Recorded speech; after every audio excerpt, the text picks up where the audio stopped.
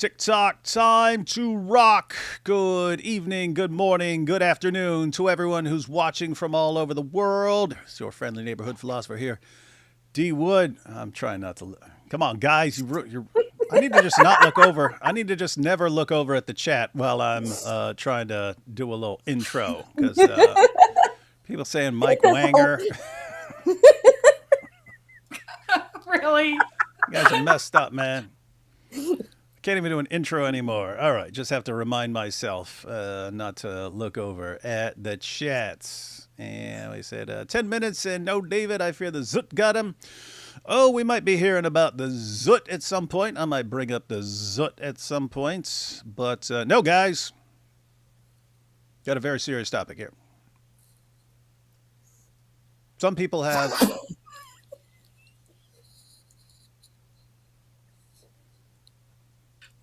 She got broken. Some people got problems in life, ladies and gentlemen. Even prophets have problems sometimes, ladies and gentlemen. And without the proper treatments that are available to people today, well, you just have to compensate in other ways. Oh my goodness, look at this. Hey, Mary, I'm guessing you did not see the last live stream. No, not only very brief moments of it here and there. Oh my goodness, we got the new thing, and it is Mama. Make Allah mother again. Nice. You know, you're familiar with Korah, aren't you? Yes. So Korah. Oh no, is this about her fatherhood, ridiculous fatherhood argument? Is it even worse? Oh, yeah. Worse. Yeah, so we hadn't seen that. But we watched it. And so, yeah, she's a fatherite. She's one of the fatherites who believe that it was okay in the past to refer to Allah as father, but then he abrogated it. He abrogated it because people got confused. He didn't know people were going to get confused by it, and so he had to change it. He had to abrogate it. So she practices kufr according to Ibn Kathir. But that's okay. I mean, like the Muslims today, they don't care about all of that. They throw everybody under the bus. Yeah, and we actually read Qurtubi, who was quoting someone who was saying, hey, maybe the Christians just mean it, call Jesus the Son of God because he's kind and merciful, and Allah's kind and merciful. So maybe in that sense, and he said that's kufr. That's kufr too. That's unbelief. You call someone the son in any sense, that's kufr, right? So anyway, but our good friend Korah,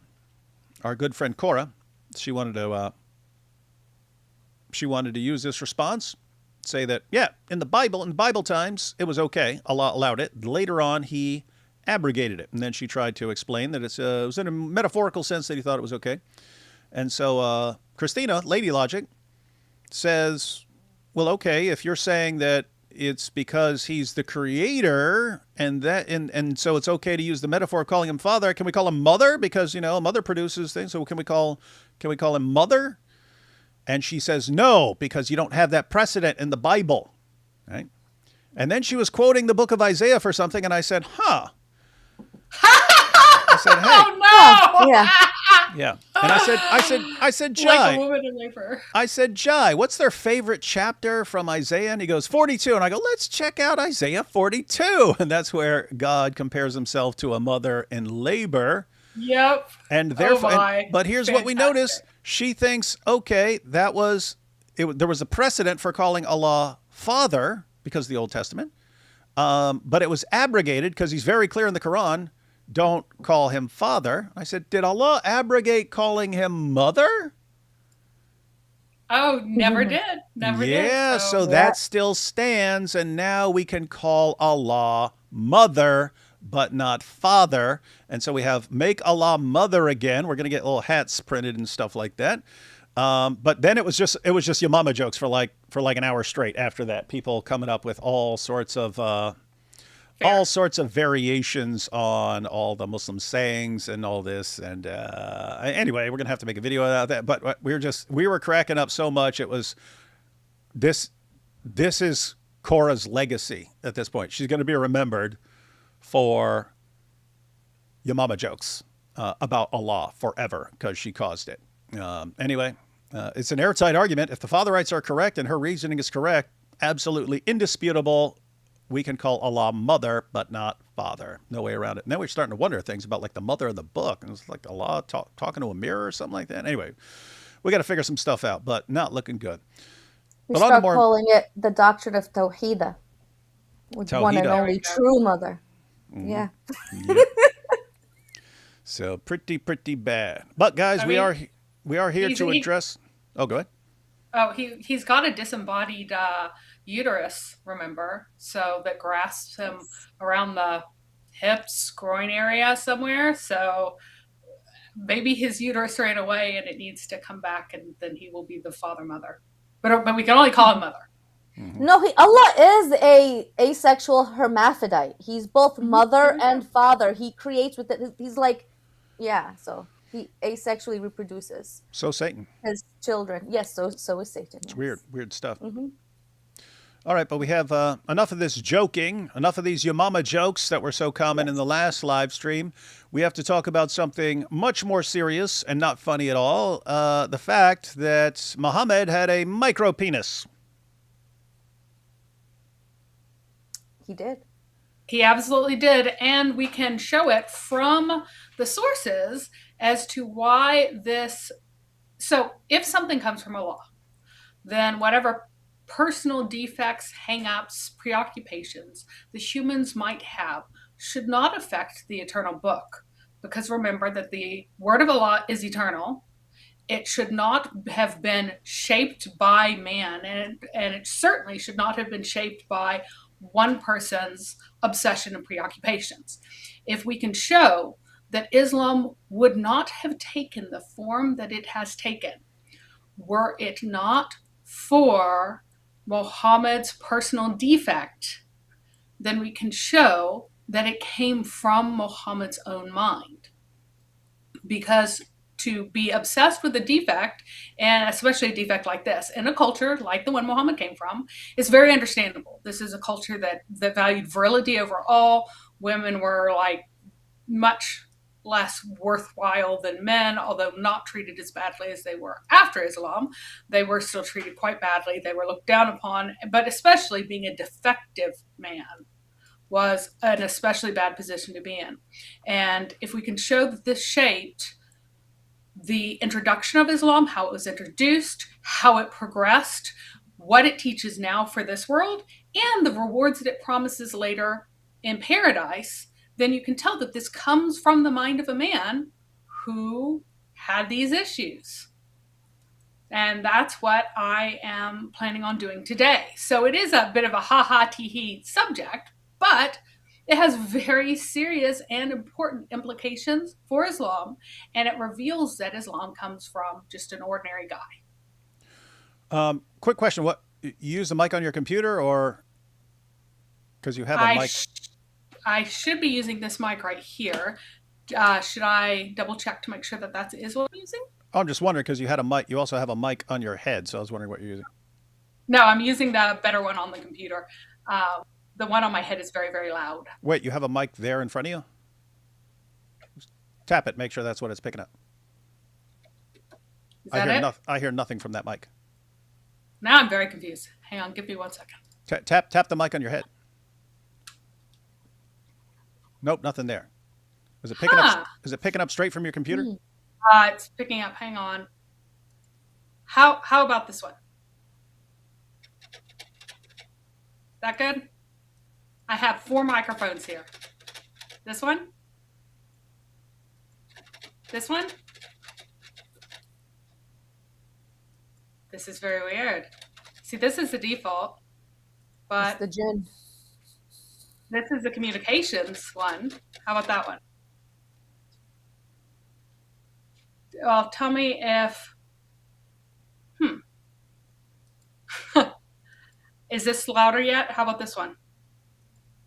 Nope, sounds the same. I can't tell what is picking you up. Here. It's really weird. Oh, maybe if I don't click done, it doesn't change.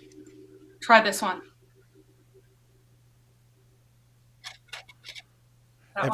Everything you're doing is not doing anything at all. Okay, that's a mic. Oh, that did. Yeah. There we go. Okay. This is my big mic. Sorry about that, guys. It normally automatically selects the correct one. I don't know why it went weird this time and decided to default to some random microphone, because there actually are 4 microphones in play, but it always goes to the normal one. And this time it decided to be crazy. Apologies to everyone. I hope the sound's good now. Is the loudness okay for everyone? Still sounds a little weird, but it's okay. Let's see. Yeah, it's definitely that one now. Okay. So I scratch it. Yeah. Now, if I recall correctly, a little while back, were you saying that it was the Andrew Wilson debate that made you start thinking about this and notice things from the Muslim sources? Yes, it actually was, and I will kind of show that as we go along, where I realized that he had to be right about, said blind, blind pigs get acorns, right? And he had to be right about Muhammad's particular physical problem. I had already realized that he definitely had a physical problem, but I had guessed that it was a different physical problem called hypospadias. But I believe that the medical condition called a micropenis, which is less than 2.95 inches fully deployed, is going to be the more accurate. I'm trying to avoid YouTube freaking out.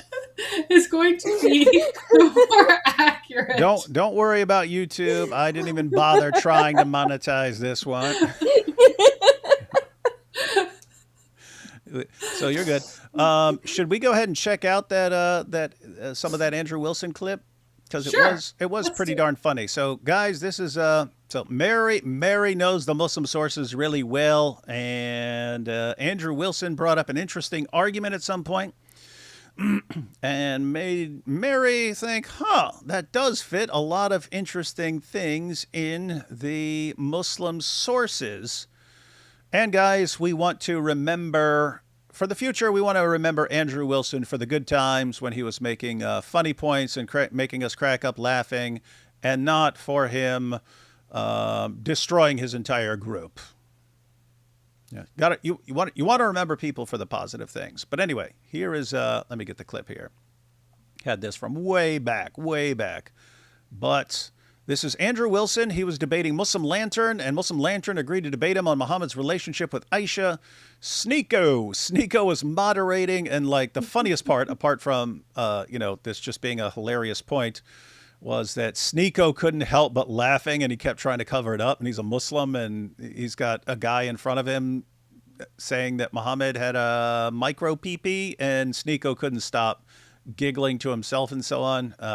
Pretty crazy times. But guys, so the general idea here is Muslim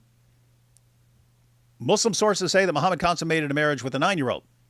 And for a while, Muslims tried to say, no, that never happened. Eventually, we kept quoting their sources, showing them their sources, showing everyone their sources, and serious Muslims were forced to admit that Muhammad consummated marriage with a 9-year-old. But their defense is that he didn't harm her. It didn't harm her, so it was okay, because even though she was 9, it didn't harm her. And so Andrew Wilson points out, well, if you're saying it didn't harm her, then Muhammad didn't harm, and when he penetrated a 9-year-old, it didn't harm her.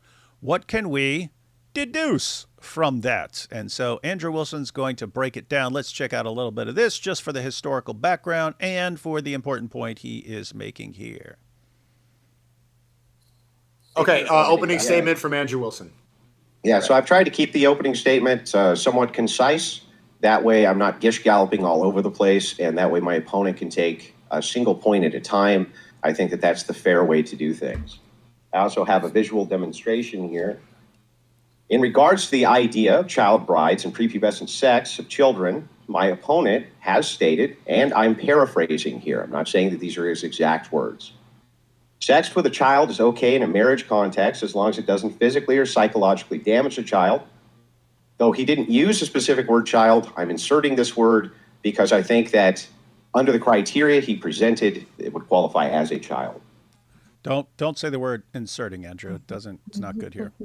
And by the way, just to be this is clear, before there's jokes, absolutely nothing Nothing in Islamic sources that says anything about psychological harm to any woman ever and why it should matter. Psychological harm is not a concept in Islam.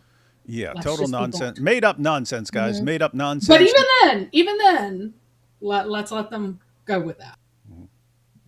Though I don't think he owned the position, opting instead to make claims the semantics were incorrect, I'm ready to defend those semantics. I have a clip here for proof that this is indeed what my opponent has said on this topic, which I'm happy to send over as soon as the opening is done. To give you an overview of the absurdity of this position, Muslim Lantern and God Logic were attempting to argue the position of sex with 9-year-olds. In this case, it's because God Logic had brought up Aisha. I am confident that God Logic considers Muhammad to be pedophilic. I am confident that this is true. I'm not sure what age Muslim Lantern actually believes Aisha to be. However, most scholars I've read in classical sources place her at about 9 years old. Yeah, we have so Andrew's kind of new to some of this Islamic stuff, but yeah, we have over 200 Muslim sources saying that Aisha was 9 when Muhammad consummated the marriage with her. So the only way around that is to just say the sources are garbage and can't be trusted. Muslim Lantern is not going to go in that direction, so he'll grant that Aisha was 9. It wouldn't really matter, though, if Muslim Lantern does or does not believe Aisha's age. Is this? He does not need to stand by the idea that he believes that. All I need is that he's on record saying that he believes the age of consent itself is just based around puberty, with no real clarification there as to what that means, and we'll dive The age of consent is not based on puberty.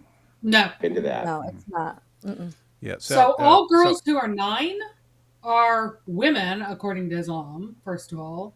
And secondly, like regardless of pubertal status. And secondly, that determines at what age girls can be married completely against their will by their guardians. Yeah. So if you because have a the silence- 3-year-old, Yeah.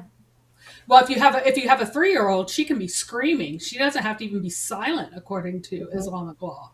It doesn't matter. Her father is the one who's married her, as long as it's to the appropriate person. As long as he doesn't marry her to a black man if she's an Arab woman, or a poor man if he's rich, then it stands. Yeah. But I'm saying also when there's hadith where Aisha asks, okay, what if she's shy and she doesn't know how to answer? And it says that her silence is her consent.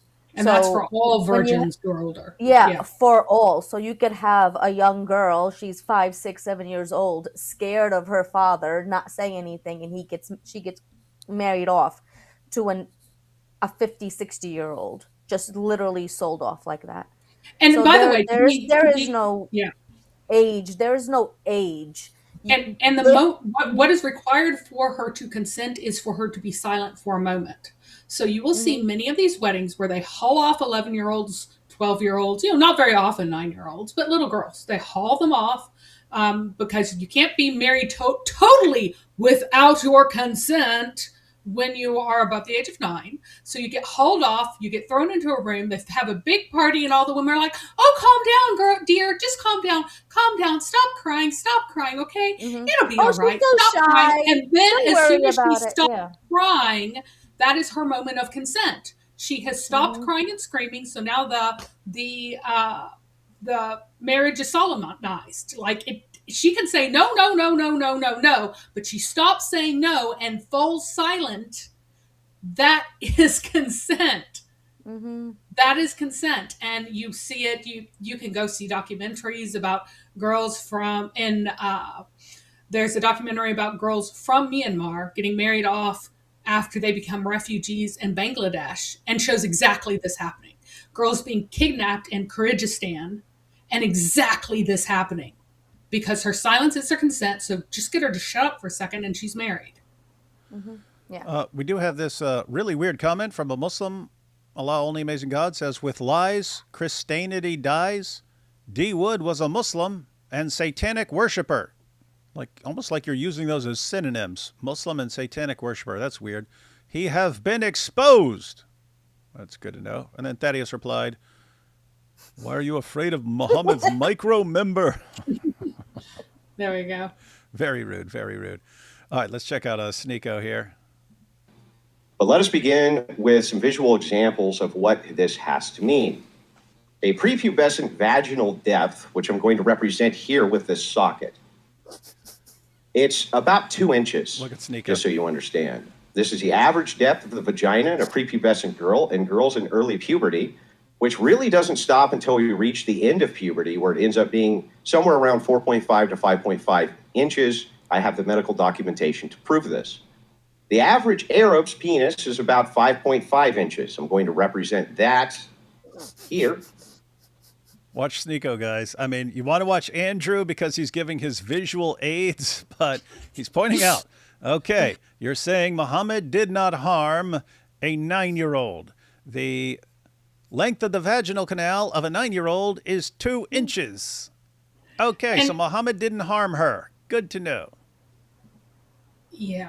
What's up? And to be clear, part of what happens in puberty is that the skin and other soft organs and things around the vaginal area, the walls get much thicker, much more elastic, in order that intercourse is not a problem. Let's say that intercourse is not going to hurt anyone. Normal intercourse Won't destroy her. It won't destroy her. But before then, it's fragile, thin. Mm-hmm. It's not meant for penetration. It's not meant for intercourse. So those physical changes have not yet happened to the walls of the vaginal canal. That they are frail. The flesh is not able to handle it. And so if there was a strong mismatch, there would be a great deal of trauma, as we find in Islamic law often happened. There are many provisions in Islamic law about what happens when you, calculate wrong, and that little girl that you thought could bear the weight of man gets torn such that she has a fistula between her vaginal canal and her anus, so that for the rest of her life she leaks feces. This is something that they needed to have laws about in Islamic countries, in every single fiqh. There are laws about what the status of a woman is when she was taken as a little girl. This happens to her, and she is torn. And Hey, Mary, I have a question. Let's say a husband does cause that in a little girl. What's the punishment for that for the husband? It depends on, there's never a severe one. And it depends on which the school of fiqh it is. In the ones in which he is still allowed to have intercourse with her afterwards, there's no punishment. He usually can't divorce her, but that's it. So, and is it usually reported? No, it's who would it be reported to? That's within his rights. He just made an oopsie. So the punishment is that he can't divorce her. That's it. And other ones, he has to pay her mahr and then give her food and shelter for the rest of her life. So give her a little hut somewhere. But you have to understand what this is like for a person like that at this time. There is no way to close off the anal cavity any longer. So as you digest food, it just seeps out of you for the rest of your life. And this is still a rather common trauma that happens in Islamic countries during birth because of their female genital mutilation practices, which cause scar tissue, which then cause tearing.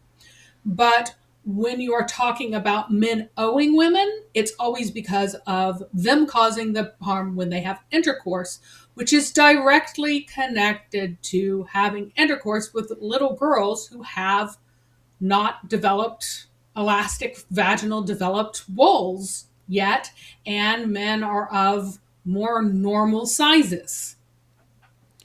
I read some horror stories about this, like in the world today, in northern Africa. Read stories. There's a medical organization that goes around giving surgeries to wives who have gone through this, giving surgeries to repair them from the fistulas. And so, Yeah, that's the Fistula Hospital in Addis. I don't know how to say it. The capital of Ethiopia, isn't it? I have donated to that cause before.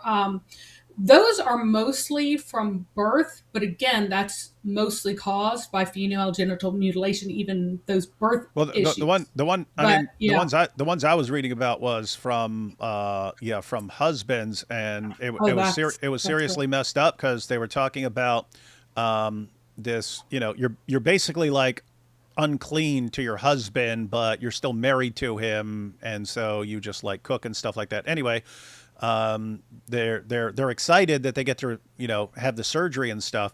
But anyway, so I was reading one, and they gave the woman the surgery to repair her, but they told her, and they made it very clear to her husband, she needs time to heal. And he went and had sex with her that night and Yeah, completely tore it open. And they're Hmm. like, if you can't wait one night, then we're not. There's nothing we can do here.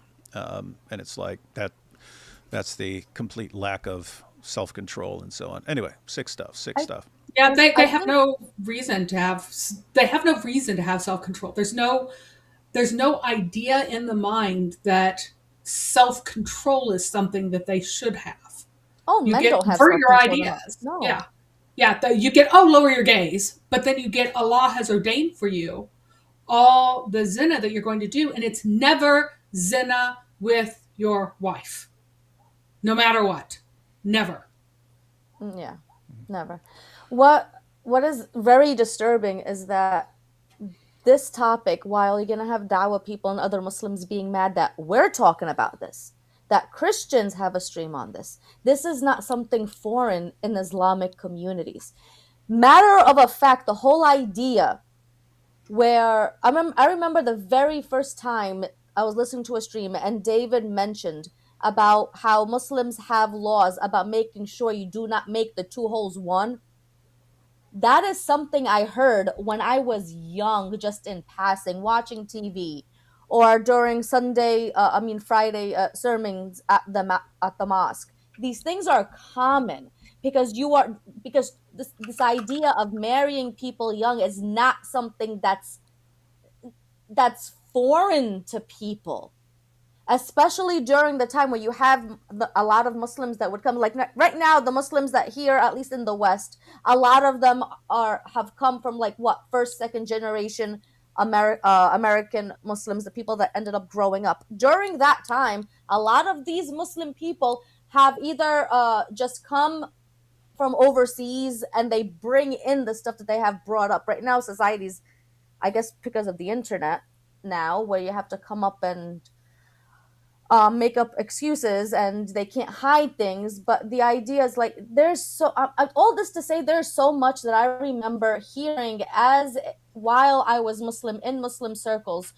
Now outside the Muslim circle, you're hearing the whole contradictions, like being in both worlds right now. Yeah. It's like Yeah. Where they tell you, no, that isn't it. yeah, all the like the utter like blatant lies, because it's a fact. It's like without lies, Islam in fact dies. It's like, and it's like they know this, but they choose still to believe it, and all for what? The detriment of little girls, the psychological abuse of little girls.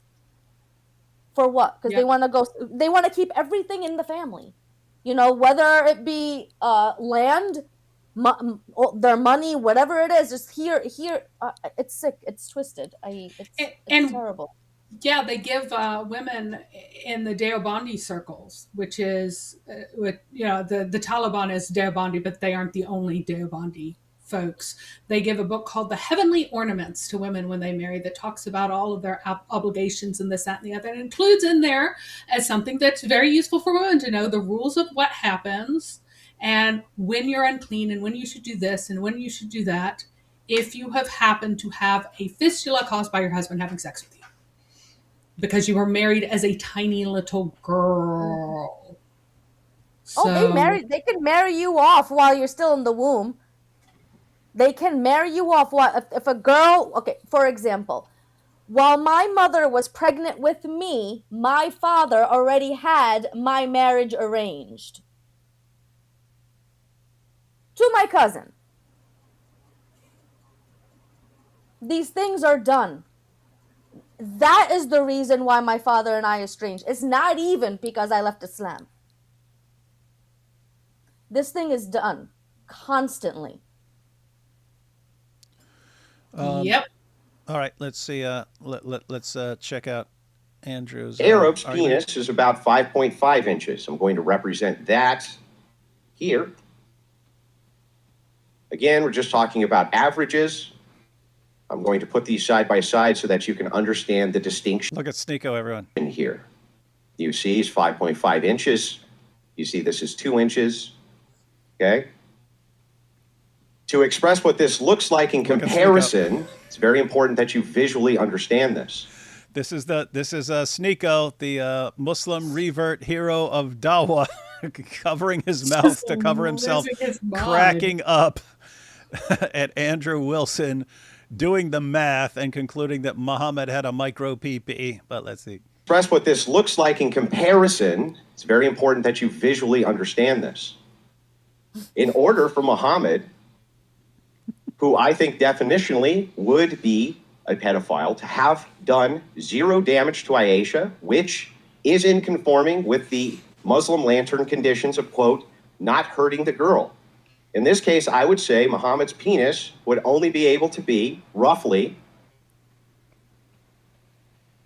1.8 inches in order to not actually, 1.8, damage this woman. 1.8 inches. Now, the reason for that is because we have the medical documentation of what is vaginal tearing and what vaginal tearing would be inside the wife. If he was anywhere even close to the average, this would cause severe damage. So we either have to conclude the damage threshold that ML is talking about here is much different than how ML presents it, or that Muhammad had a way smaller than average penis. I'm willing to accept either correction. Did you catch that, guys? So he pointed out that, okay, if you're saying you didn't harm or damage her, then either you need to clarify, like, okay, he damaged her, but not to this extent. You need to modify what you're saying by damage. He would obviously damage her if her vaginal canal is 2 inches long and he was like average size or something like that. So what is that horrible typing? So either you need to clarify and explain what you mean by damage, or Muhammad was less than 2 inches. Take your pick. He said he's fine with either one. He's fine with either. With either one. Fully deployed. Fully deployed. Yeah. So take your pick. Either he did damage her, but you're saying it didn't reach some threshold, like massive damage that like destroyed her life or something like that, or he actually did not damage her, and he just did not damage a woman or girl whose vaginal canal is about 2 inches long. To further demonstrate the truth of this claim, you can find more info on this in The Growth of the Birth Canal in Adolescent Girls. This is done by Marquisa Lavelle. She's a PhD. She goes further into why pregnancy at a young age is generally damaging to a woman, but it's also demonstrating the physiology in the difference of canals and the difference in penis length, the difference in vaginal length when it comes to people engaging with child brides. She goes into various problems of the pelvis during childbirth for prepubescent girls. And here, if you'll humor me, I'm going to give you some highlights. Again, trying to keep this somewhat brief. The size of the birth canal is smaller in the first 3 years, even past the first age of the period, than at age 18 years old. That's why we have a standard for this, by the way. People pretend it's arbitrary. It's not arbitrary. We have standards for a reason. If you even go by region, this is true. Basically, all over the world, this is true, that prepubescent girls are still going through. I'm impressed that Muslim Lantern is remaining so calm right now. I mean, he's got Andrew saying all this stuff. You had Sneeko giggling himself silly and trying to having to cover his mouth. And Muslim Lantern's just cool as a cucumber there. Maybe he doesn't understand exactly what's going on and how his prophet's getting wrecked. But hey, hats off to him for that. Still going through puberty, and so their canals are growing properly. At 18, only minor differences are observable in the size of the birth canal. This is important. At 18, only minor differences are between women in any way substantial in the birth canal. Although girls with early periods are appreciably shorter and heavier, their late maturing counterparts at this age, there really is no distinct or huge variable difference. That's why waiting until that age is usually a good idea. She goes into the various problems of this. Now, to be clear, my job is to defend, to attack this position. His job is to defend it, okay? I need you to understand that I'm not going to go with any whataboutisms. So if you say, what about the Christians, though? It's irrelevant. That is for me to defend in the next portion of the debate on the Trinity. This is purely for him to defend the Islamic position on underage marriage. It is not to do whataboutism. It is not to say, what about the Christians, though? What about them over there, though?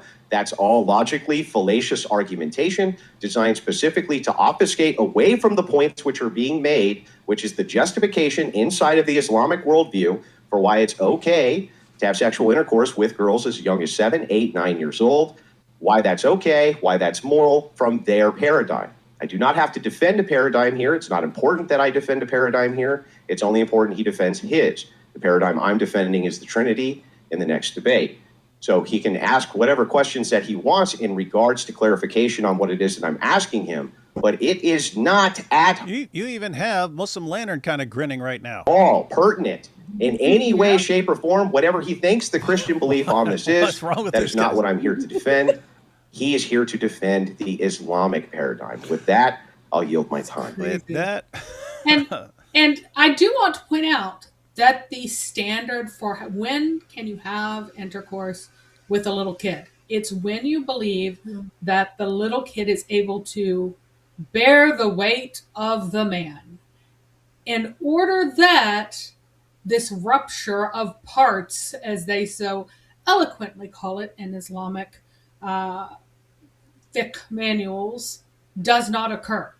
That is the standard. It's supposed to be based on the Sunnah of Muhammad. This indicates that because Muhammad did have a very small member and thus was able to have intercourse with an underdeveloped girl, which is not possible for the vast majority of men, it introduced a standard, a norm into Islam, an idea that grown men could do this to girls and not cause them a lot of damage, as long as the girl is chubby enough. That's what matters, if she's chubby.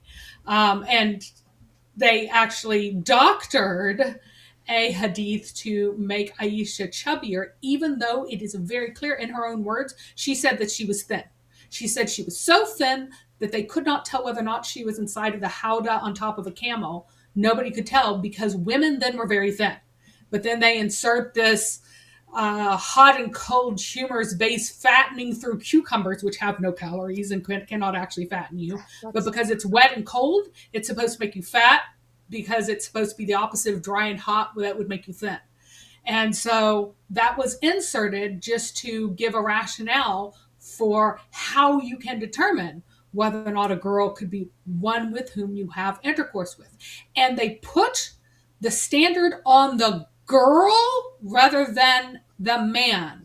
They do not consider the man or his size, because to do that, they would have to realize in their heads that there was something abnormal about Muhammad, that this was possible with him.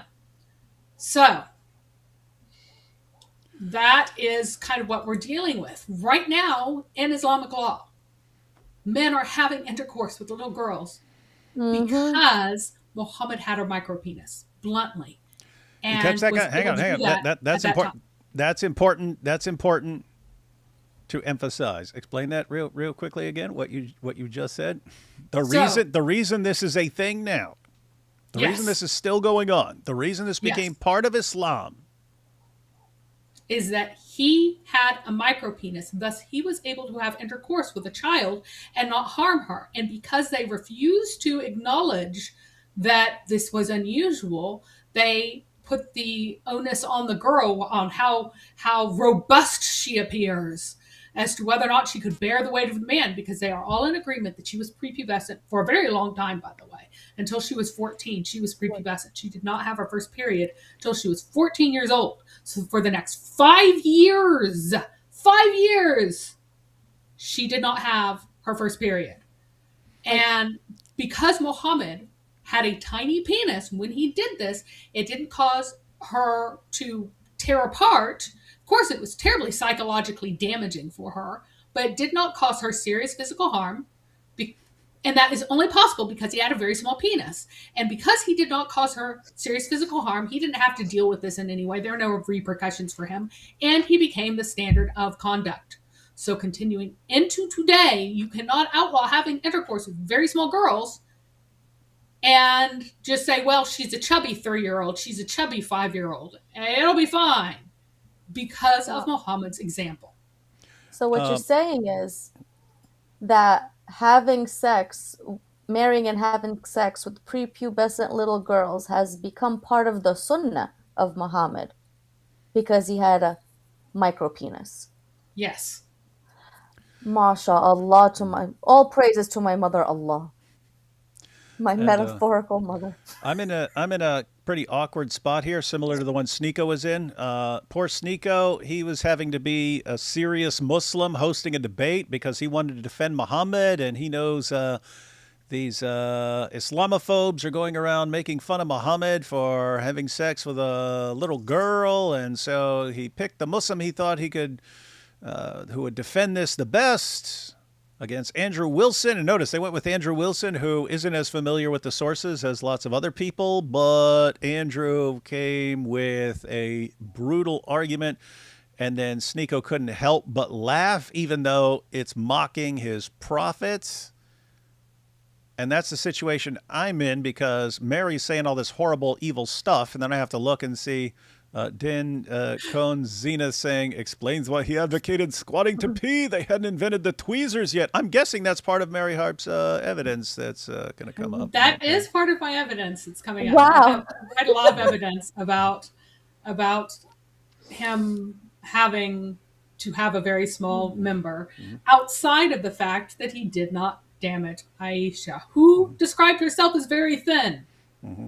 Let us remember.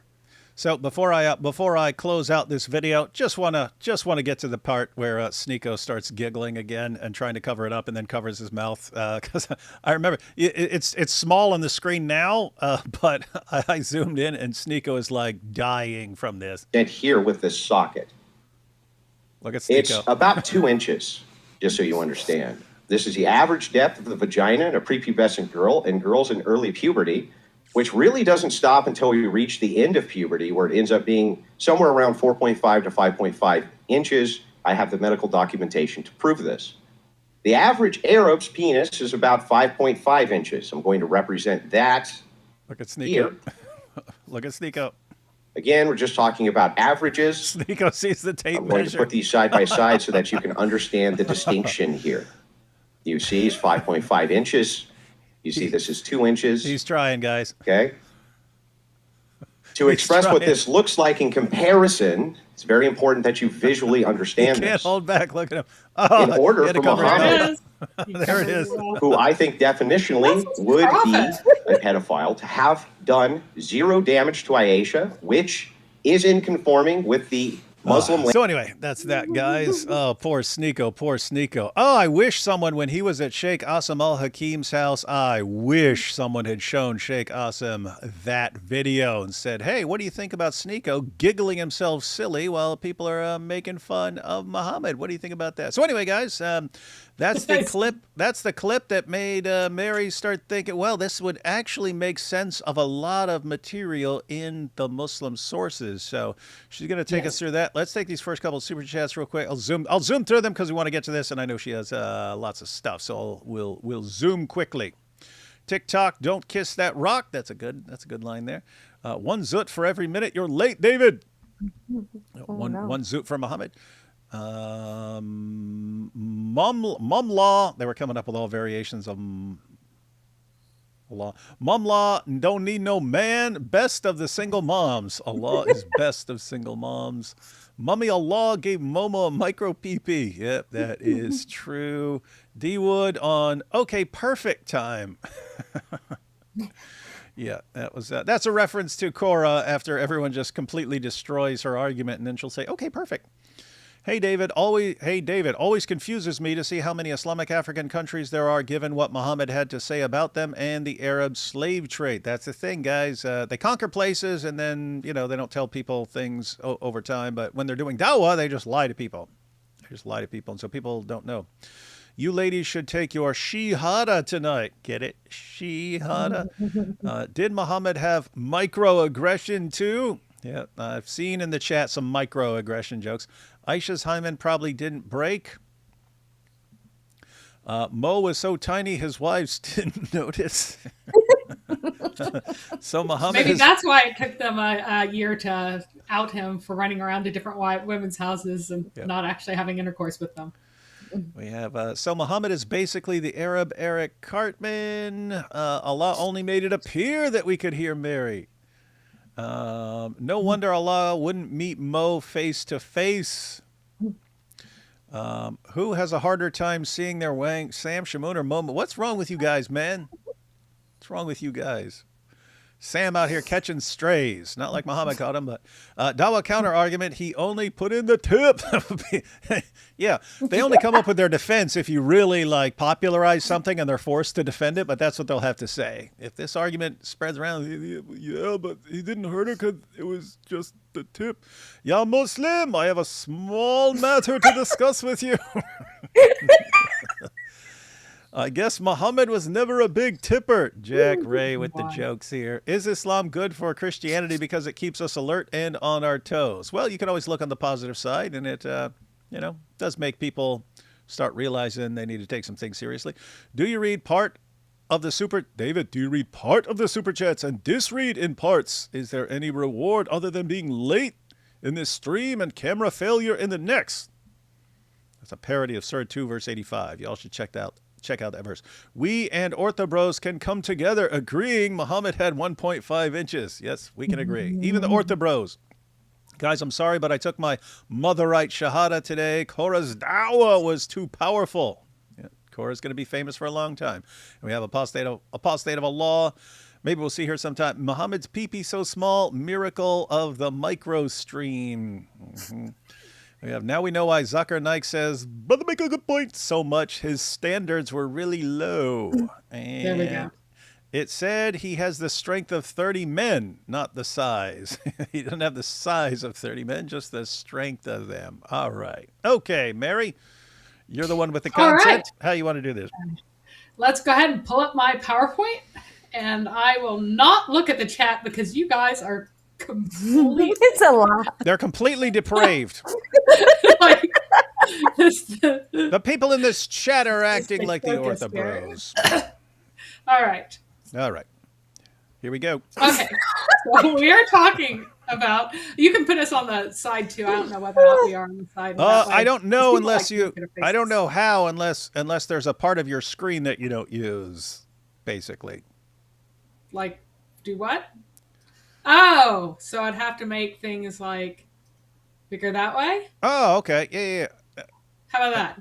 Oh yeah, doesn't have to be that. Doesn't have to be that small. Doesn't have to be Muhammad small. Oh yeah. So, yeah. Hang on. Let me. I'm really, really bad at doing stuff I'm not used to. But let's see. Show picture in picture. Let's see this. And hang on. Let's see. We got that, and then I can shrink this, not quite as small as Muhammad, but I can shrink this. And how about that? Does that work? Bam! There we go. That'll work. There we go. That'll work. Now, when we eventually want to leave this presentation, then I got to figure out everything over again. Well, we could stay here for quite a while. It's crazy because I've been using this program for 12 years, and I still don't know the basic stuff like this. Right. So, well, it takes time to devote yourself to it, but so we find in the sources that there is definitely something wrong with Muhammad. But his sexual inadequacy that we find in all of these things that appear to be wrong with him, once we understand that he suffers from the medical condition called a micro-penis, it explains that the very beginning of Islam, why it started, how it started. If Muhammad had had kids normally, like most men did, there wouldn't be Islam at all. And I'll show evidence for that in a moment. It explains Islamic rules that men still live by regarding urination. So Muhammad's issues are the reason for the rules regarding urination. Because in general, men with normal equipment do not have to worry about getting urine on themselves more if they are standing than if they are squatting. That's not really a thing that men have to worry about given their equipment. And let me just add, because you two are ladies, but this is something ladies don't always know, but all guys know. You can like write your name in the snow and stuff like that in cursive. They wouldn't have had to deal with that much, but I'm sure they did the same, like with the sand and stuff like that. Like, hey, look, I just wrote Surat Al-Fatiha in the sand and pee-pee and stuff like that. But some people might find that difficult. So anyway, I'm saying that would account for the data. So you're pointing out here that Muhammad's issue explains a lot of data, which is normally a pretty strong case for a hypothesis. Yep. And the third thing that explains, and other things really don't, is Muhammad's and thus Islam's eternal preference for little girls as sexual partners. If you can have a grown woman or a little girl, in Muhammad's mind, the little girl is a better sexual partner. And that leads to suffering in this world, which we've already discussed. Won't go through that again. But it also shapes the promises in the next world, which we will go through. So, Muhammad is often said to have 4 daughters, yet at the same time, it is without question that he was at least almost infertile. He was subfertile from his middle age onward. He had no other attributed children that were not to Khadijah except for the one to Mary the Copt. And in fact, and he was also entirely impotent during his 9 wives period. Around 629, he was unable to have consummation with any women. That was the time whenever he was running around to the houses saying that he was having 9 women in one night. And yet, at that very same moment, the women are talking to each other and going, he hasn't done anything with me. Has he done anything with you? And so then he goes, oh, I was bewitched. Thought I was having intercourse with all these women, but I wasn't. I got bewitched by a Jew. And so, because that's what Jews do. They make you think that you're having lots and lots of fun in bed when you're not. That would be like a terrible curse, wouldn't it? To think that you're having a great time every night when you're not. Anyway, so, but what actually happened is that he became entirely impotent in the sense that not only was he unable to father children, but he was unable to perform at all whatsoever near the end of his life, which, he had declining health too. Could have happened to him with poison anyway, but it's yet another data point that things are not quite normal going on with him. So it is almost certain that Ibrahim was not his son. So Mary the Copt's son was not Muhammad's, and I'll show you evidence for that first. But it's also very, very questionable that the 4 daughters attributed to him and the probably 2 sons who died were even his biological children either, and I will give evidence for that as well. So we'll start with the easy one, which is which is Ibrahim, Mary the Copt's son. So we find in Sahih Muslim that Anas reported that a person, and this was a Coptic slave whose name was Mabur, is what it's given as, and who was supposedly the cousin of Mary the Copt. Because, of course, what are you going to say if you have a girl and a guy, and then one other person who speaks your language, who are all given as slaves. Oh, that's my cousin, and we Christians, we don't marry our direct cousins, so he can come and talk to me. He's my mahram to me. And so you spend time with the person you actually care about, who is a person from your own country, who shares your own religion. And back then, by the way, you could get married in Christianity just by saying the words, I marry you. And since she was being just raped by Muhammad, no Christian person would consider that to be any kind of authentic connection.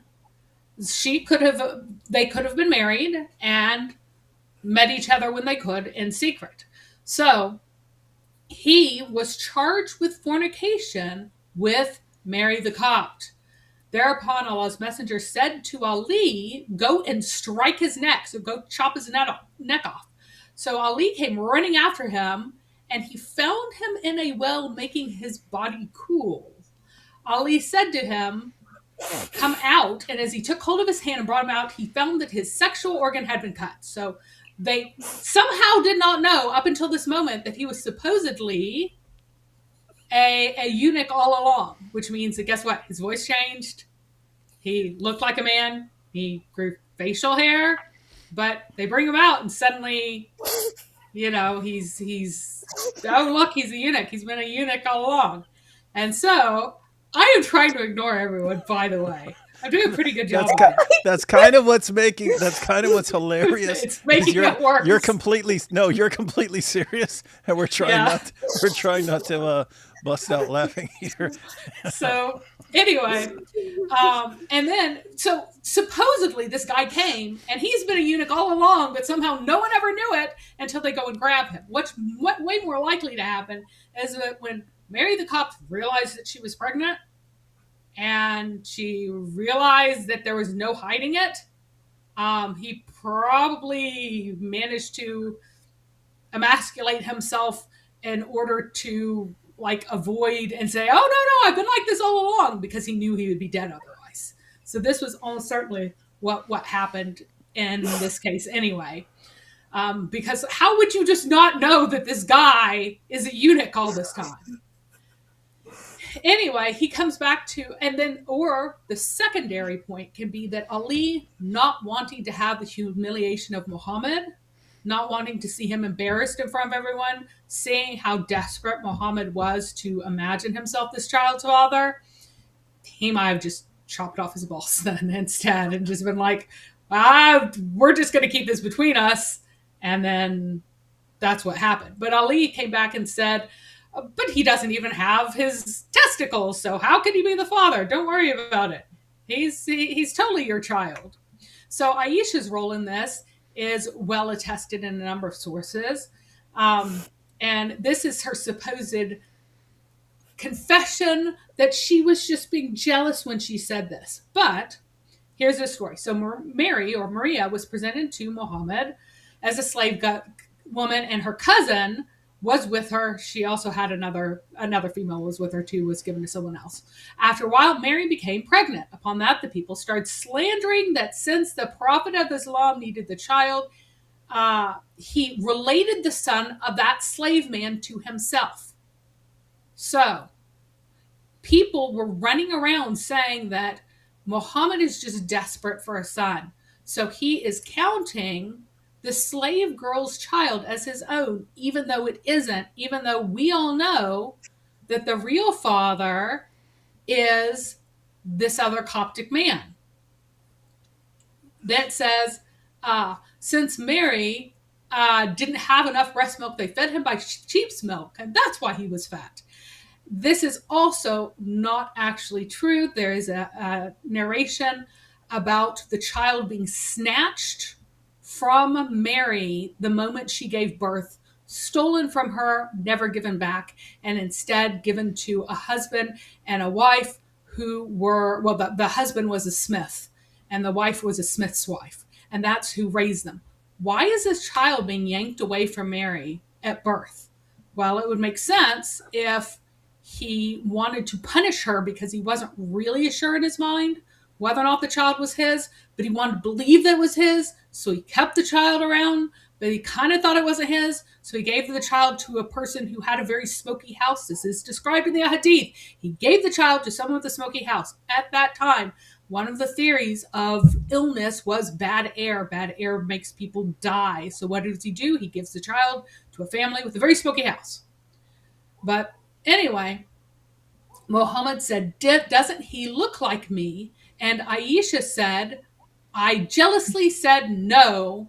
And then the Prophet heard about these accusations and sent Ali to kill her cousin. So that's kind of the background for that. So, he was bringing the child around to be praised. Like, isn't this like isn't my son super healthy and fat? And she says, well, anyone given sheep milk will get fat. So she's also disparaging how the child looks as well. So is there any confirmation that we get? Only from Jibril. There is no other evidence outside of Muhammad supposedly hearing from Jibril that, yeah, this kid is definitely your kid, that he was in fact Muhammad's kid. Like, that's it. So there is another wife who said something about Muhammad and his son, specifically at the death of Ibrahim.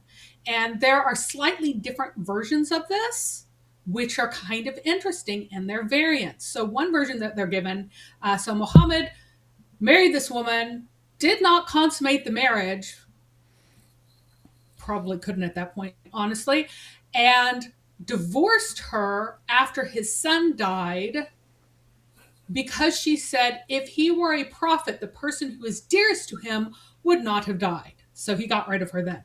The other version of this has her saying, if he were a prophet, his son would not have died. So here it's the person who is dearest to him, and in another one, it is his son.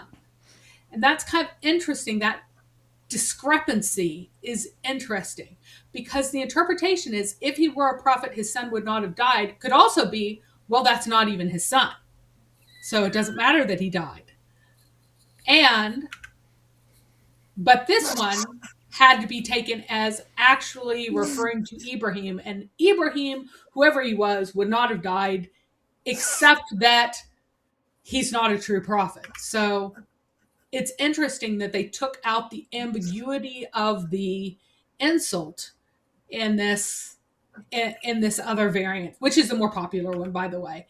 The Al-Tabariz is the one that you get way more often than the other one. So what about Muhammad's daughters? He definitely has 4 daughters, right? Totally has 4 daughters, except for the Shia say, no, he has 1. They just throw out the other 3, and they will say that, oh, they were Khadijah's from before the marriage, except that is not chronologically possible. They were definitely born to Khadijah during the time they were married. They were married for an extended period of time. There is no alternative times of when there just isn't. And in fact, some Shia sources want to make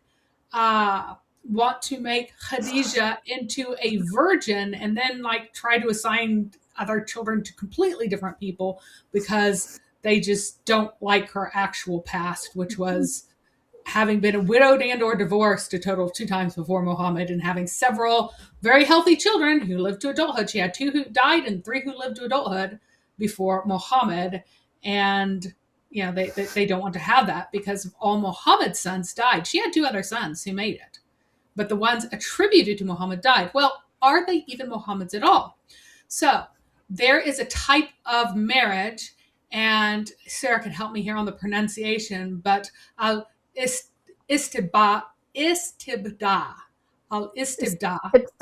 yeah. Which is like swap or exchange is what the word means. And this was described by Aisha, and I cut out the first pre-Islamic description of being a marriage that she had, and I'm just sticking with this form of marriage because this is the one that we care about here. She says the second type of pre-Islamic marriage was that a man would say to his wife, and then she says after she had become clean from her period, send for so-and-so and have sexual intercourse with him. Her husband would then keep away from her and would never sleep with her till she got pregnant from the other man with whom she was sleeping. When her pregnancy became evident, the husband would sleep with her if he wished.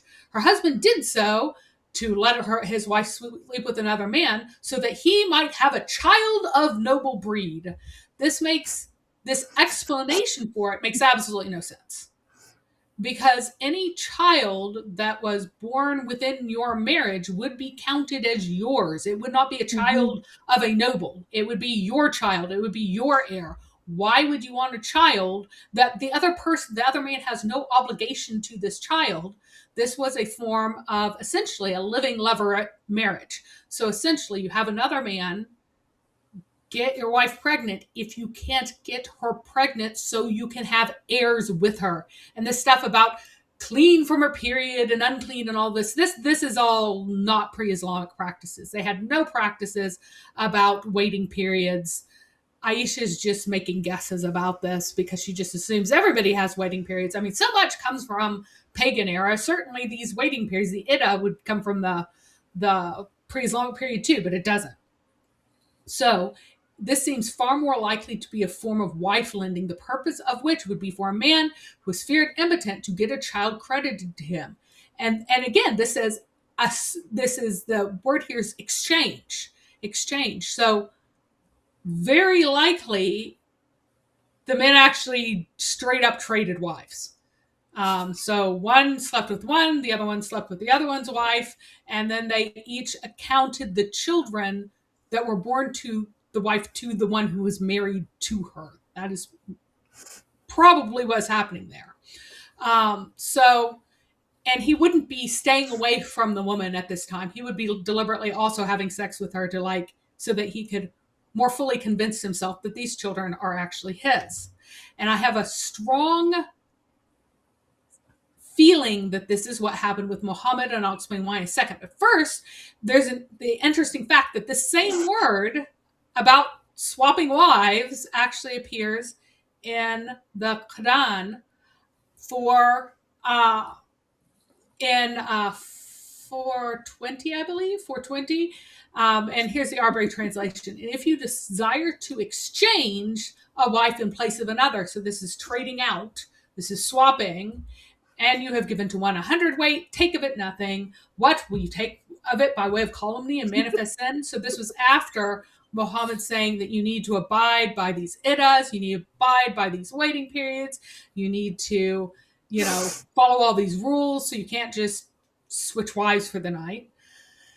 And so he's saying that, look, if you're going to do this, then you have to fully give them, you have to do the divorce, you have to give them their mahr, you have to do everything you're supposed to do, and you can't just swap out wives. Given that it's the exact same word as in Aisha's description, very suggestive. But there's also some very interesting evidence for wife swapping within how Muhammad treated the fact that he didn't have any living sons. So Muhammad adopted Zayd ibn Haritha to be his successor, to be his son, to be a successor early on.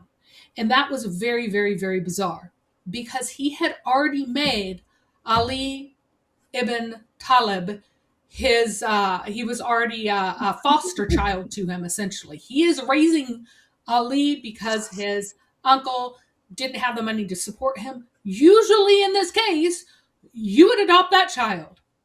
You would adopt your close relative whom you are raising as your son. And additionally, you would do this by designating him your heir and marrying him to one of your daughters. You would have arranged this, even in the pre-Islamic times. Arranging a marriage before puberty was very common. Consummating it before marriage did not happen. But arranging a marriage before puberty was extremely common. What did Muhammad do? He arranged marriages for 3 of his daughters with 3 completely different men. Not with the one that made sense to arrange with, the man in his house. Instead, the sons of another uncle, Abu Lahab, became one of the husbands, or became two of the husbands to two of his daughters, and then one of Khadijah's relatives became a husband of a third daughter. Why would not he have arranged at least a betrothal with this, between Ali, who should have been his heir, and one of his daughters? Well, if it was known, or if it was just known between the men, between Al-Talib and Abu Talib and Muhammad, if it is known between the two of them that Abu Talib could very well be the actual father of Fatima and the other three daughters, then they couldn't have arranged a marriage. And this is the only reason they would not have arranged a marriage, and he would have chosen someone else to be his heir, like a random slave from completely outside of the society. There is also, by the way, a very obscure source that I wasn't able to find today, in which a man goes up to Muhammad and suggests swapping for Aisha. And either Christian Prince or Rob Christian had the source. He put it up on screen sometime several years ago. I have seen it. I didn't grab it then. I haven't been able to find it today. So it may be that the whole wife swapping thing got the kibosh put on it when somebody was like, hey, can I have a run with your favorite wife, Aisha? And he's like, no. So this not only gives evidence that, yes, he participated in this, but yet he probably did it with Abu Talib, which is why Ali was not married to a daughter of his until after Abu Talib was dead. And then Muhammad could say, oh, these are definitely my daughters and totally my daughters.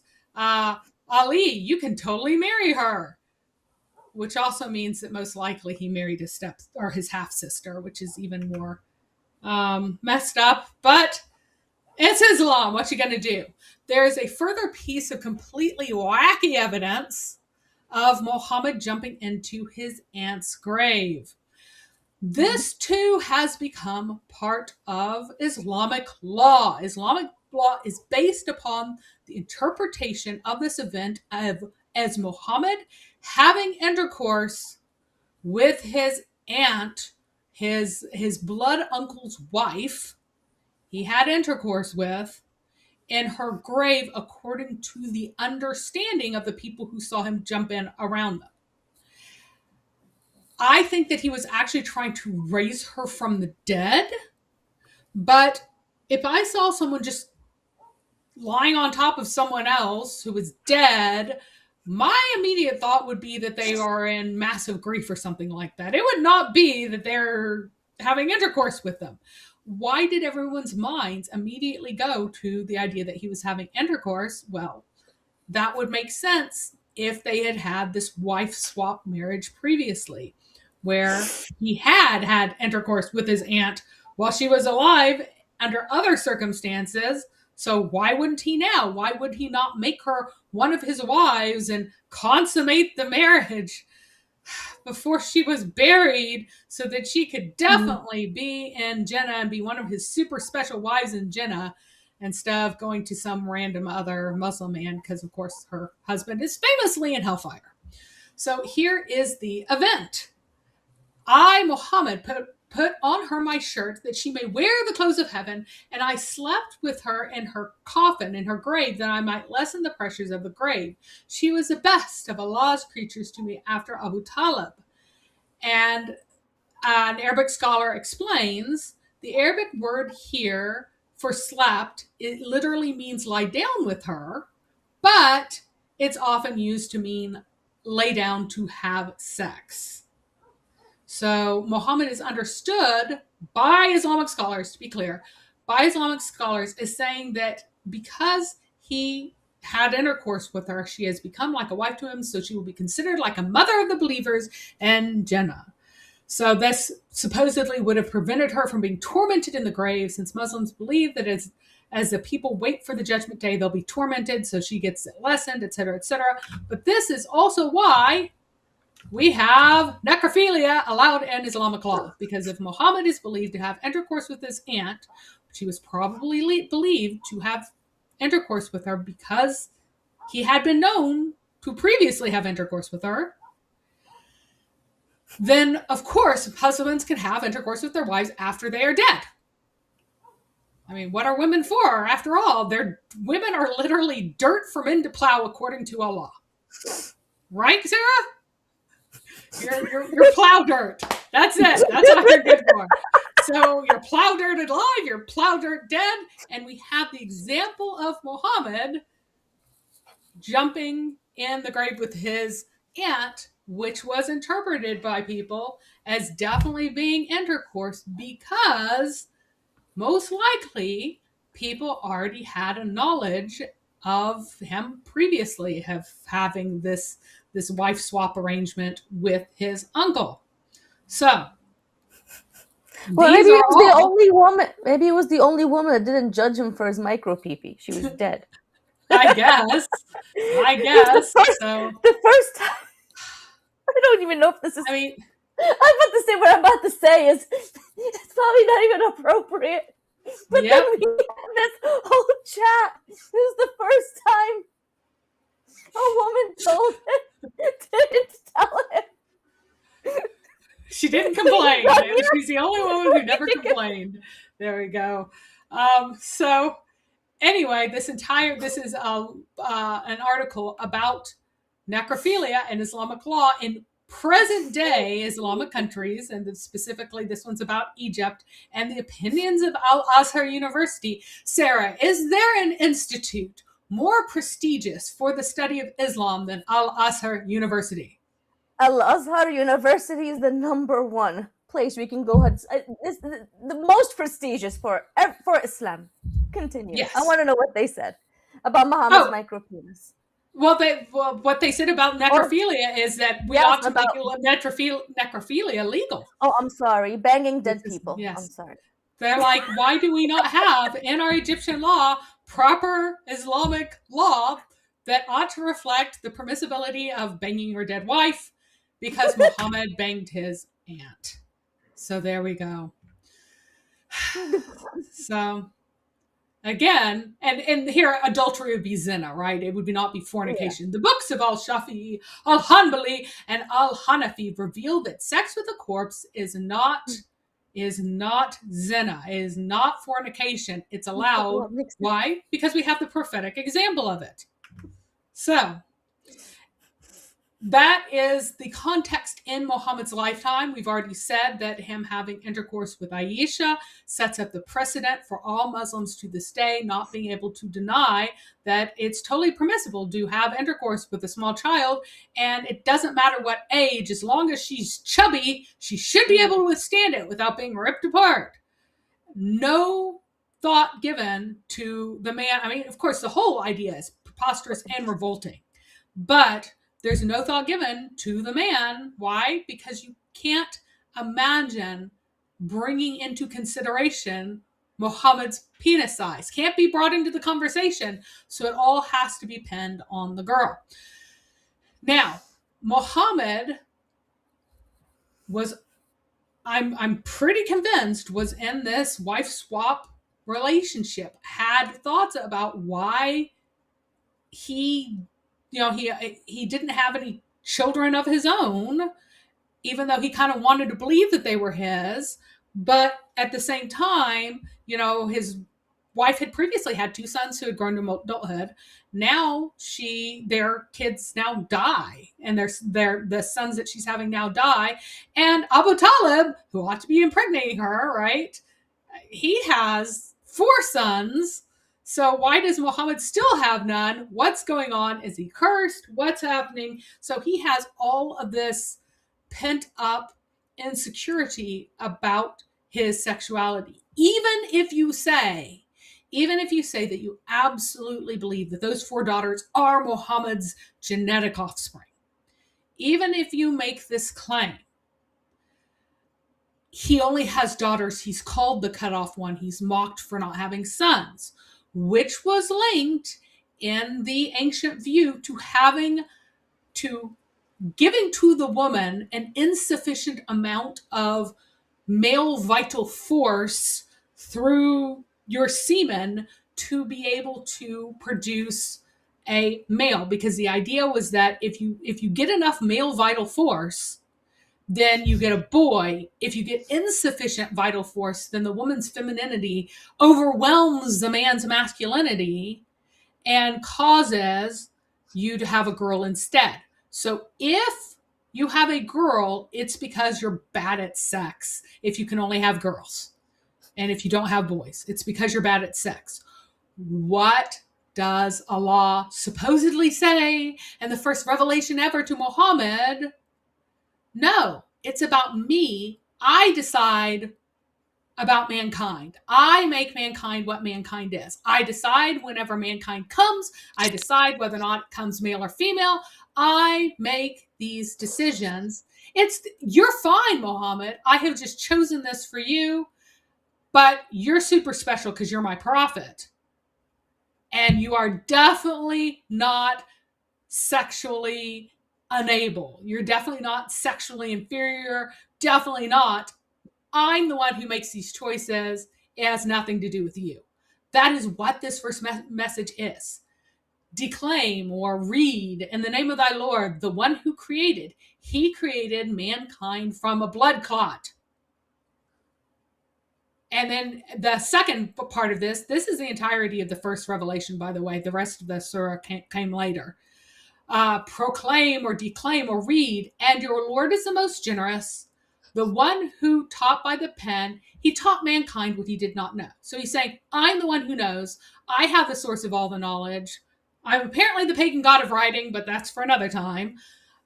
But what I do is I create what kind of child, whether or not a child grows in a womb and what kind of child it is, that is all my activity, my responsibility. You do not have a sexual problem, Muhammad.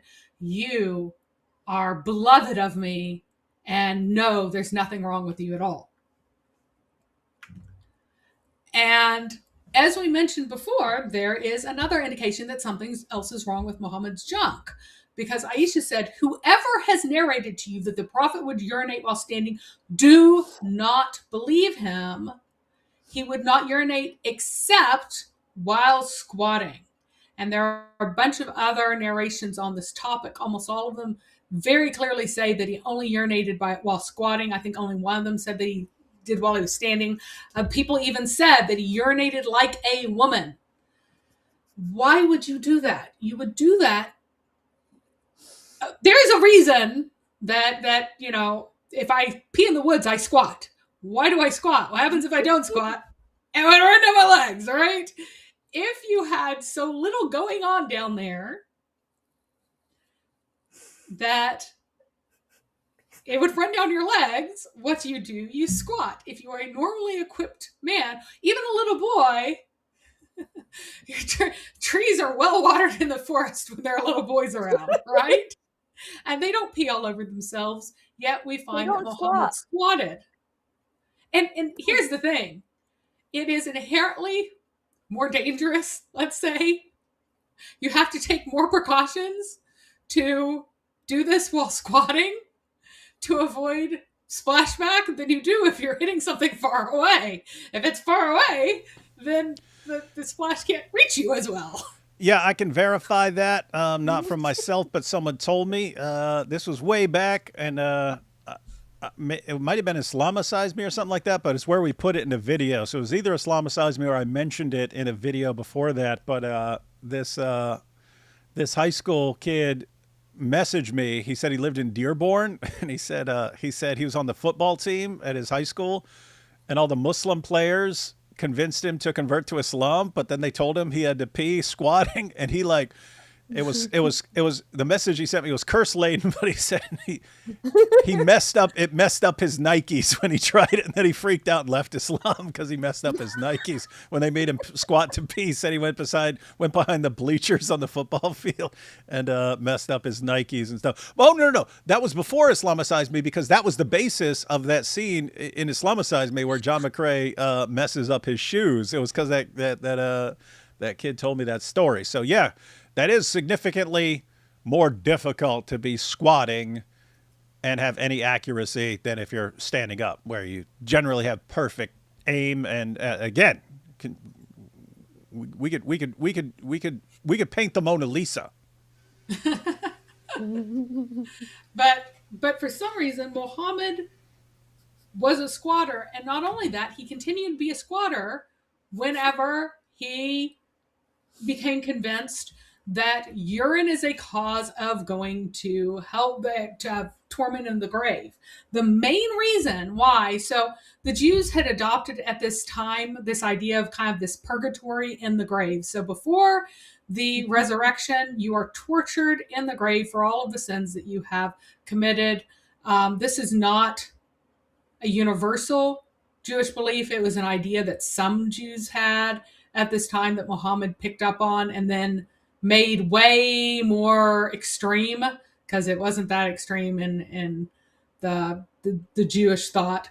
But there is a Jewish idea of this, that you would have to work out all your own sins in the grave. And this Jewish woman managed to, Aisha didn't fall for it, but Muhammad did. Because why? Because he was preoccupied with this stuff, with the fact that something was wrong with his junk and weird things were happening. He's not normal there. And so it became an obsession with him and an area of preoccupation with him. So whenever this Jewish woman comes up to Aisha and goes, hey, the torment of the grave, it's mostly because of pee. And Aisha's just like, no, you're lying. You are just lying. And she said to her, oh, no, it's true. We cut our skin and clothes because of it. So what she means is, if we get a little bit of urine on a piece of clothing, we will cut it off. And in fact, if we get a little bit of urine on our skin, why, we'd rather cut it off than be tormented in the grave by being tortured over the piece of skin that you have on you that once touched urine. And Aisha is not buying this, but then Muhammad hears this and he believes it. He takes it in. They worked on a campaign to deceive him into this, and it worked. But why would they pick that? Why would they pick that of all things? I mean, of all the bizarre things, almost certainly they found out that he peed sitting down because he peed outside. He was a weirdo who was scared of the toilet gin. Toilet gin are going to get you up until at least 628. He was terrified of toilet gin. And so he wouldn't let any of the Muslims urinate or defecate in, you could pee in a bowl indoors at night, but for the most part, then they would throw it out later. But for the most part, they went only outside, including him. He went outside all the time, outdoors. And so people would see and be like, why is he always squatting? Why is he always squatting? The dude's squatting when he pees. Something must be wrong with him. That's really weird. Maybe he's making a huge mess. Well, let's convince him that you'll be tormented in the grave because of urine.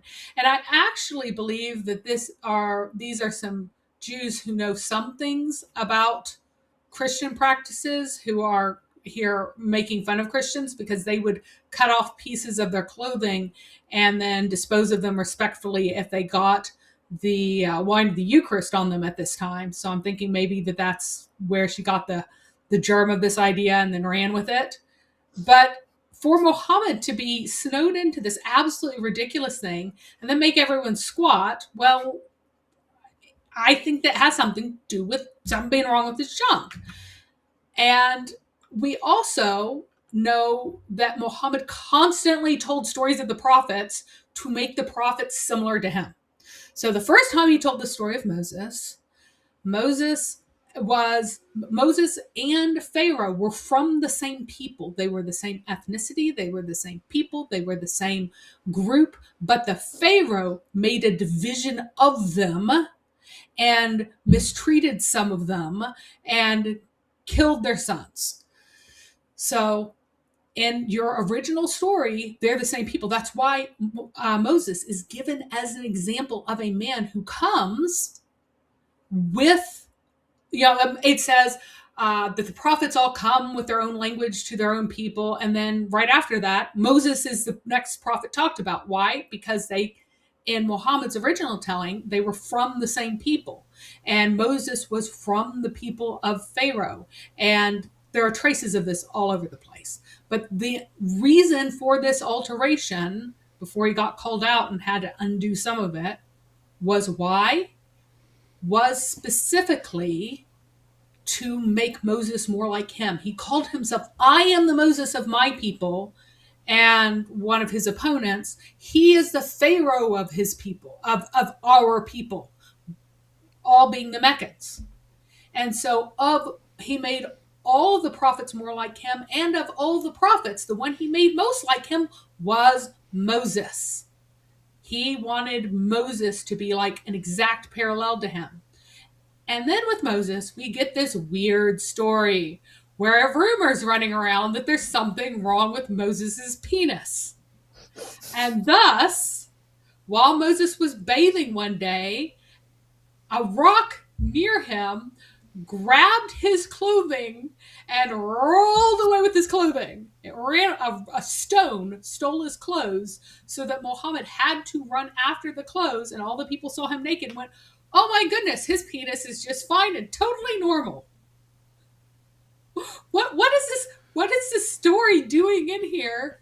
Well, the story's in here because Muhammad wanted to let everybody know that his penis was fine by saying that Moses' penis is fine.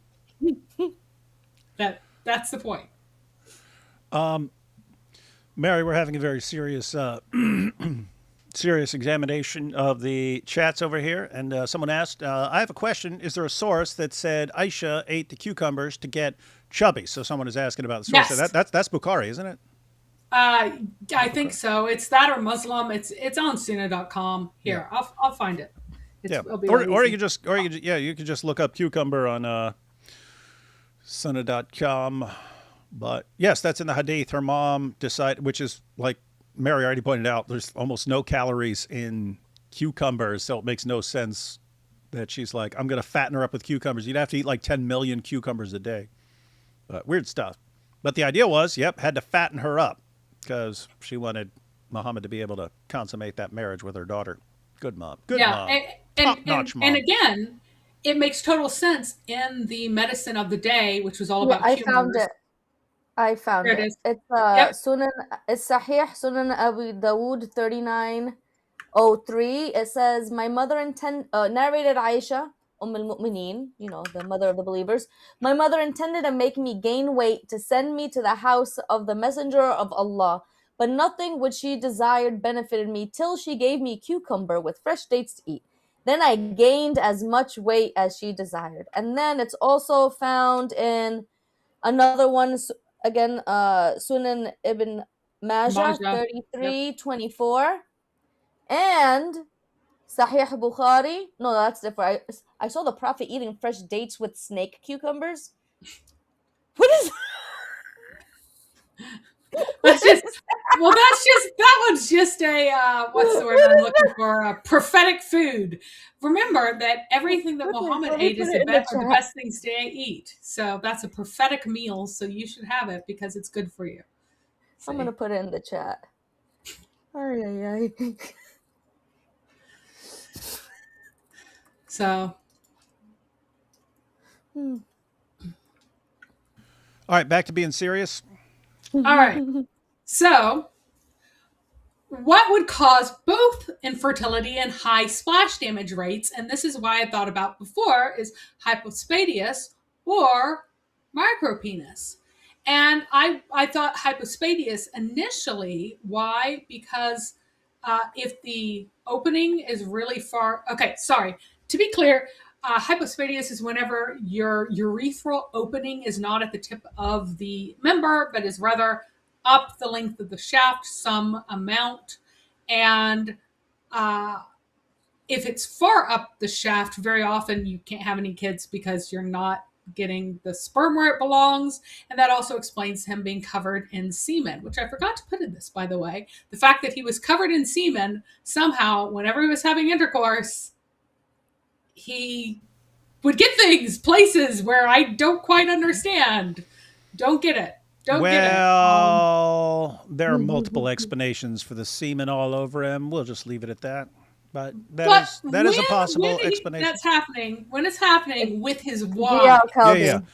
yeah. It's D.L. Kelby. So Muhammad had semen all over him from many sources, very frequently, constantly covered. But when it was happening, when he With was his just around his wives, it's obvious that he was having some issues there. Yeah, we can agree on that.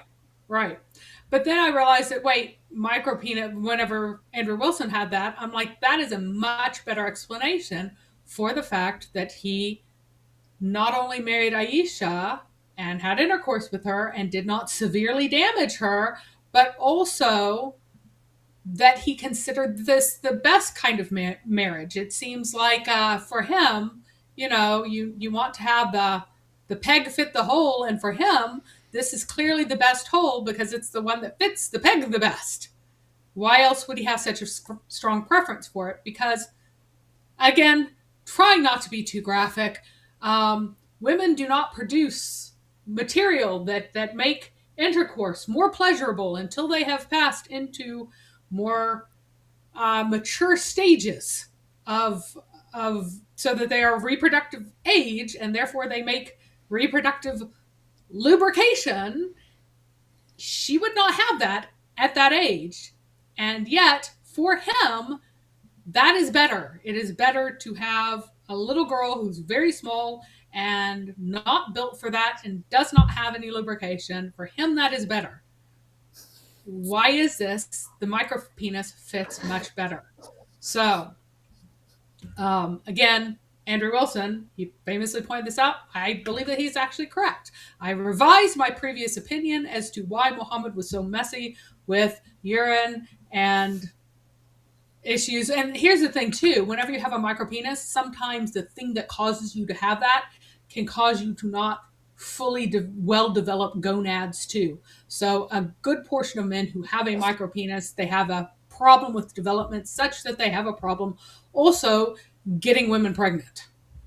So that is consistent with infertility, that he would have other issues with other things not fully developing as they should have. Now, note, I am not just saying that Muhammad thinks intercourse with little girls is preferable. This is known to his own followers. He says to Jabir, my father died and left behind 7 or 9 daughters, and I married a woman. Muhammad said, did you get married, O Jabir? I replied, yes. He said, is she a virgin or a matron? I replied, she's a matron. He said, why didn't you marry a virgin girl so you might play with her and she with you? And I said, and by the way, the things in parentheses is not what playing with means, just to be clear. But anyway, he says, I said, my father died leaving 7 or 9 girls as orphans. I did not like to bring a young girl like them. And the term here used for young girl is meant for prepubescence. It can also sometimes be used as slaves. This is obviously not a slave in view here. It's a little girl. I am not interested in getting a little girl like them. So I married instead a woman who can look after them. There are other variants of this where he says that I need to marry a woman who can teach them manners, who can brush their hair, and here, who can look after them. So this is implying that what Muhammad is suggesting is someone so young that they wouldn't be able to teach manners, look after children. She's prepubescent. Mm-hmm. She can't look after a child. Take care of children's hair, that would be too young. And rather than going, ew, that's not what I meant by a virgin, Muhammad says, may Allah bestow his blessing on you. In other versions, he says, you can marry a woman for 3 causes. You can marry her for her wealth, you can marry her for her piety, or you can marry her for her beauty. In context, marrying someone for their beauty means choosing a little girl who can't take care of a child, who can't teach manners, who can't brush someone else's hair. That is what it means in context. That is how Muhammad defines beauty. And he's saying that by choosing a woman for her piety, her good works, for the things that she can do in her service, Jabir here is choosing a better part because he is giving up on this frivolous beauty thing that, it does not get as many wonderful eternal rewards. However, you do get rewarded by having these eternal rewards later on in the form of the Huris. And the Huris are described, again famously, as having swelling breasts. But the word here for swelling, it's budding, like forming a bud on a flower. Barely, but not blooming, budding. So Ibn Faris says, Ka'ab comes from a sound root that is indicative of a thing beginning to develop and emerge. From the same root comes the word Ka'ab, which refers to the ankle, which is the bone on the two sides of the lower leg where it meets the foot, and the word Kaaba, which refers to the house of Allah, which it may be exalted. It's so called because of its prominence and square shape. No, it's not. It's a long word. But anyway, a woman is described as Ka'ib when her breasts begin to develop. So that is the reward in heaven. Why? Because beauty for Muhammad is an itty bitty little girl whose breasts are just barely beginning to take shape. So another Islamic source says, we may say something similar about describing a woman as Ka'ib in Arabic. It is not intended as an erotic physical description of any part of the woman's body, as much as it is intended as a description of the girl in terms of the emergence of the signs of femininity in her, as an indication of her young age and youthfulness. Synonyms here. Say it twice, so that men would be attracted to her. So according to this source, which is it's one of the major fatwa type sites. I forgot to paste it here, but anyway, so that that's on Islam. That's on Islam Q&A. Okay, Q&A. That's right. There are two different Islam. There's Islam QA, Islam Q&A, and they're so similar that I forget which is that's Islam QA. QA. Okay, thank you. Anyway. At this age, the signs of femininity begin to appear in the girl. Begin to appear. Why is this being described? So that men will be attracted to her.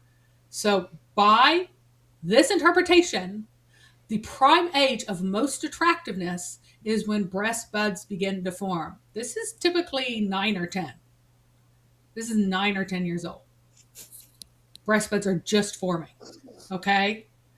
The point of using this word is not to describe the size of the breast, but to note their form or shape. Rather, their purpose is to highlight the woman's youthfulness.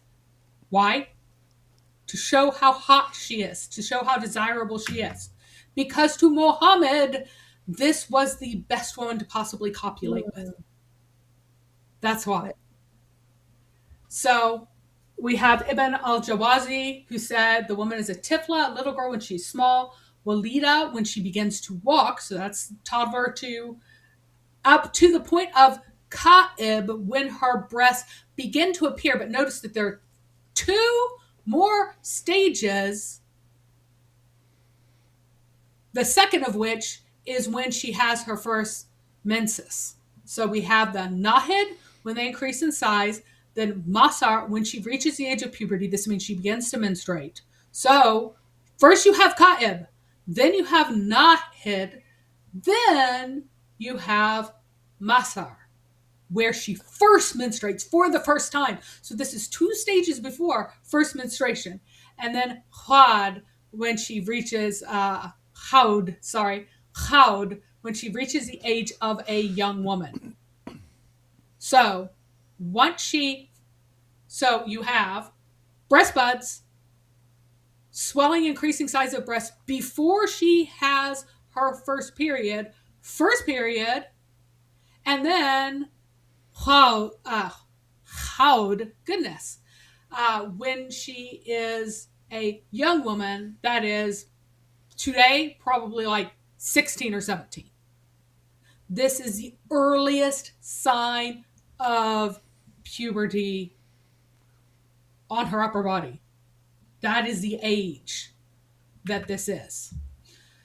Now, why did Muhammad choose this? Because for him, that was his personal ideal in his experience. But I think what I'm staring at, because this also matches up with other Islamic teachings about why it's halal to marry a young woman. Because in other Islamic sources, you would have scholars and imams would be writing on marriage. They wouldn't describe the child marriage as being child marriage. They would describe a child that they're marrying off as a woman. And look at the wording. The woman is a tifla, which a little girl. Yep. Well, that's They- because Nisa originally just meant female. Nisa is the But description even in of a Arab, newborn. But yeah. no, but even if you go ahead, the word nisa wouldn't go. Let's say we're talking about a child. Mm-hmm.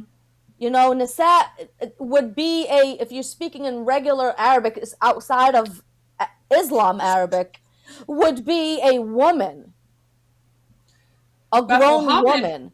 But in Islam Arabic, it can mean Yep. a small child, a little girl. Yeah, in the Quran, it's a newborn girl. Is whenever it says that they killed the sons or killed the males and let the females live, it's Nisa. They let the Nisa live. These are newborn girls.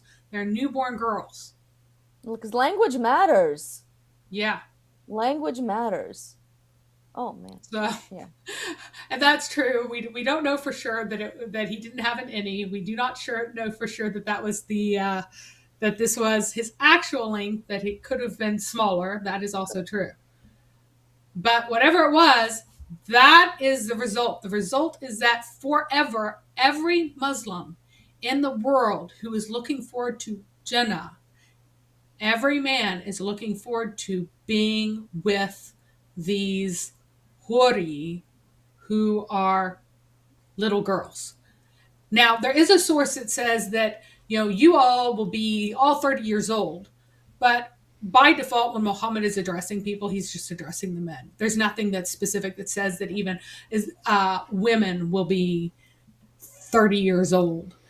All the huris, all of their spouses that they're married to in Jannah are all of equal age. If this is their age, then the huris and other spouses, the women, are all going to be these little girls.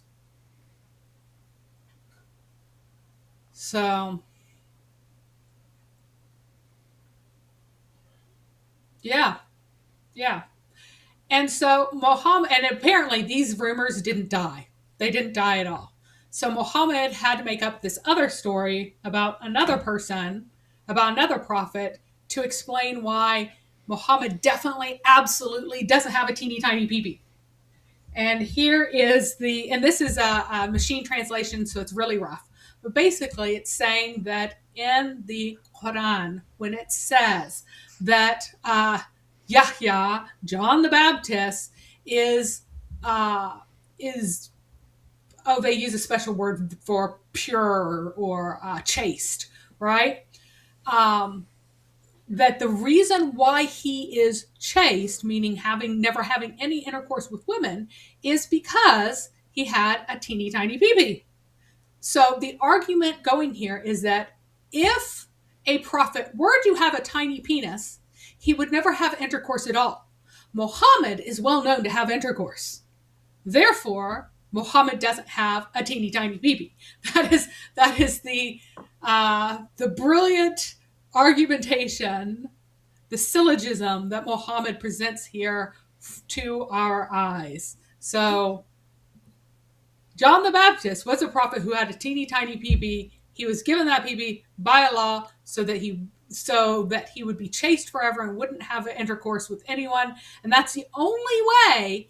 Keep in mind, it says every son of Adam would come on the day of resurrection with a sin, except for Yahya, because he couldn't have intercourse. That also tells you a lot about the Islamic mind.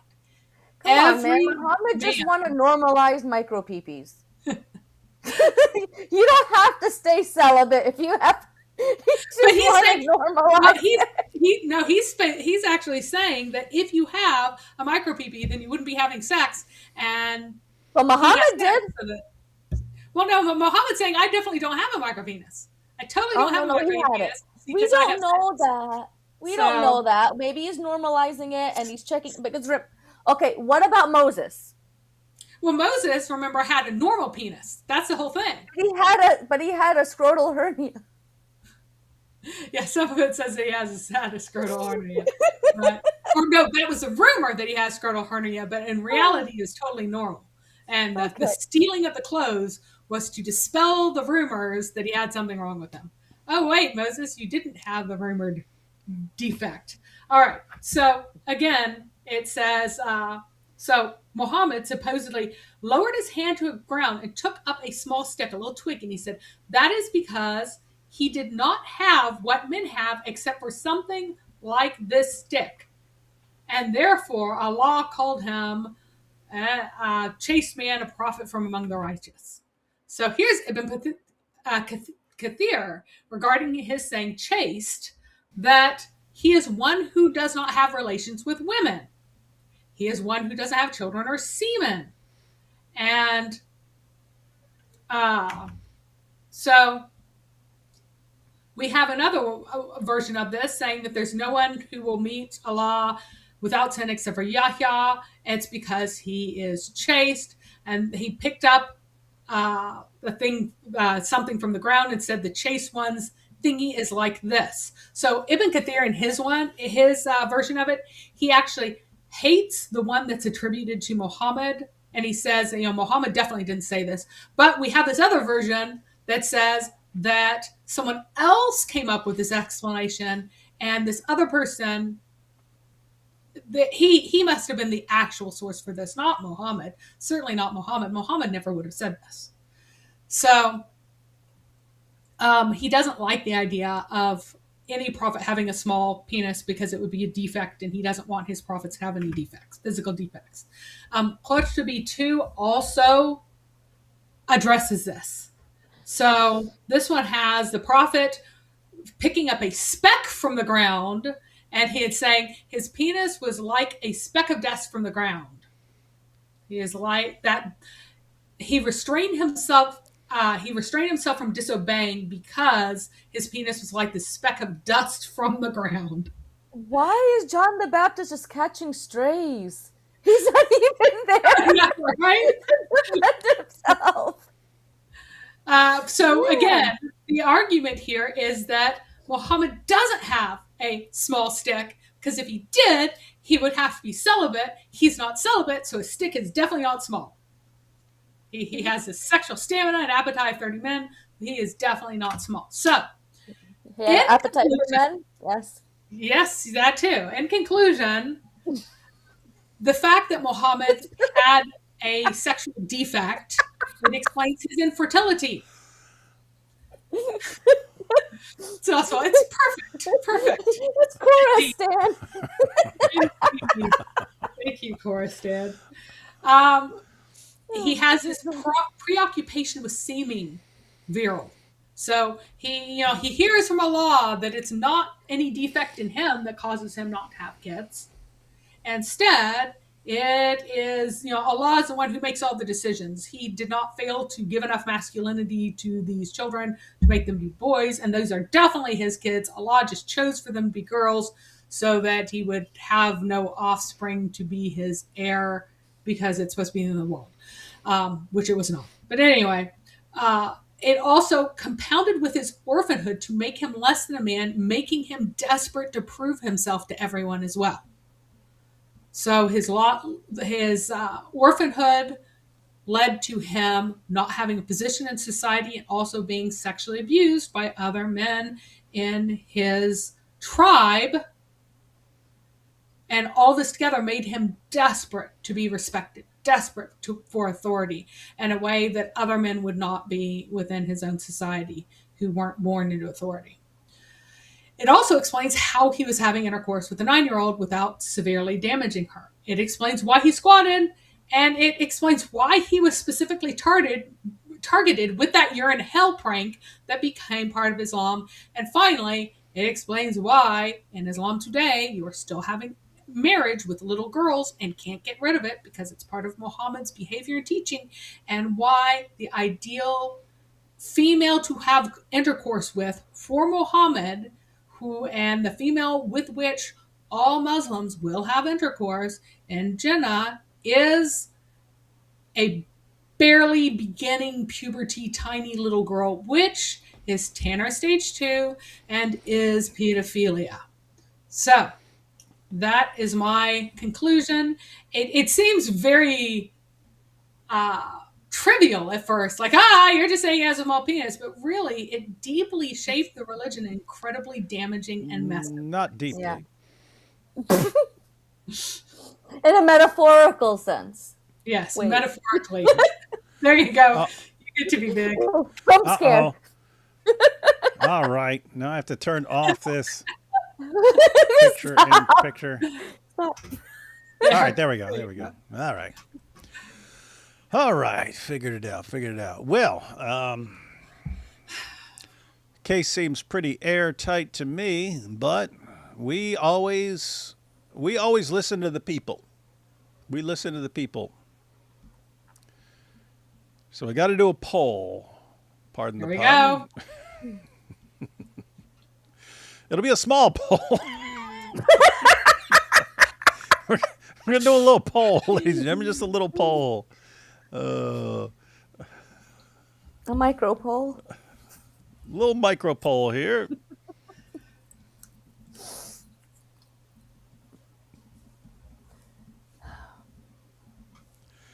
All right. Have a little simple question. Little poll. Just a tiny little poll. Looking on my screen, it's about 1.8 inches. And it says, did Muhammad have a micro pee-pee? All right. You all can cast your votes now. This is your only chance to vote on this ever. There we go. And while you guys are voting, we'll take these super chats and then we'll check the results here. Speedrunner says, why do you always criticize Mo's pee-pee? Why don't you criticize pee-pees in the Talmud? Are you being paid by the Jews? This message sponsored by Sam Shamoon. You see? Wait, you don't see? You can't see? Leave Larry the Cucumber out of this. Yeah, that's funny. Dizzle missed it. Al-Zut is a Yasser Qadi hole in the narrative. Oh, guys, holes in the narrative day is only a couple weeks away. Got a lot of work to do for that. The phallic dilemma. Isn't there a hadith where Muhammad said he had sex with Aisha, but Aisha thought he was possessed because she didn't feel it?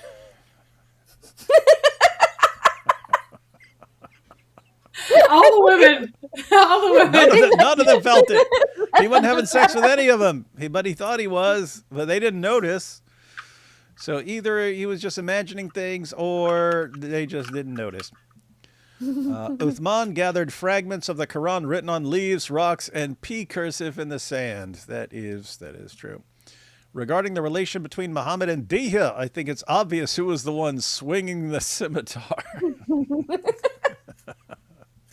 Yep. Oh my, that picture, that profile picture. Yep. That's Mo and Dazut. And here we have another. Mary, was Muhammad never circumcised because he was too micro? I also heard Allah circumcised before he was born. That might explain things. Yeah, there's some odd questions about whether or not Allah is circumcised. Very much a question. Is it possible, just possible, that Mo was a she-male? He did grow a beard, but some women can also grow beards if they have wacky enough hormones. Is it possible this led to female genital mutilation? As in, if Muhammad's wives weren't satisfied, then no woman should be. Not that Mo was ever selfish like that. Oh, it was a pagan practice. It was already happening. And it's actually still happening. It is part of the Sunnah. While it's not commanded, it's recommended. Like it's there in the Reliance of the Traveler. This is The cat is wanting to get my. Hang on, I'm gonna shed that. All right, the cat is trying to attack my shawl. So I think that it was just one of the many pagan things that he continued. Like So, how we recycled the Kaaba, you know. Here we Yeah. have micro intifada, micro jihad, micro dawa, micro peepee. That is all correct.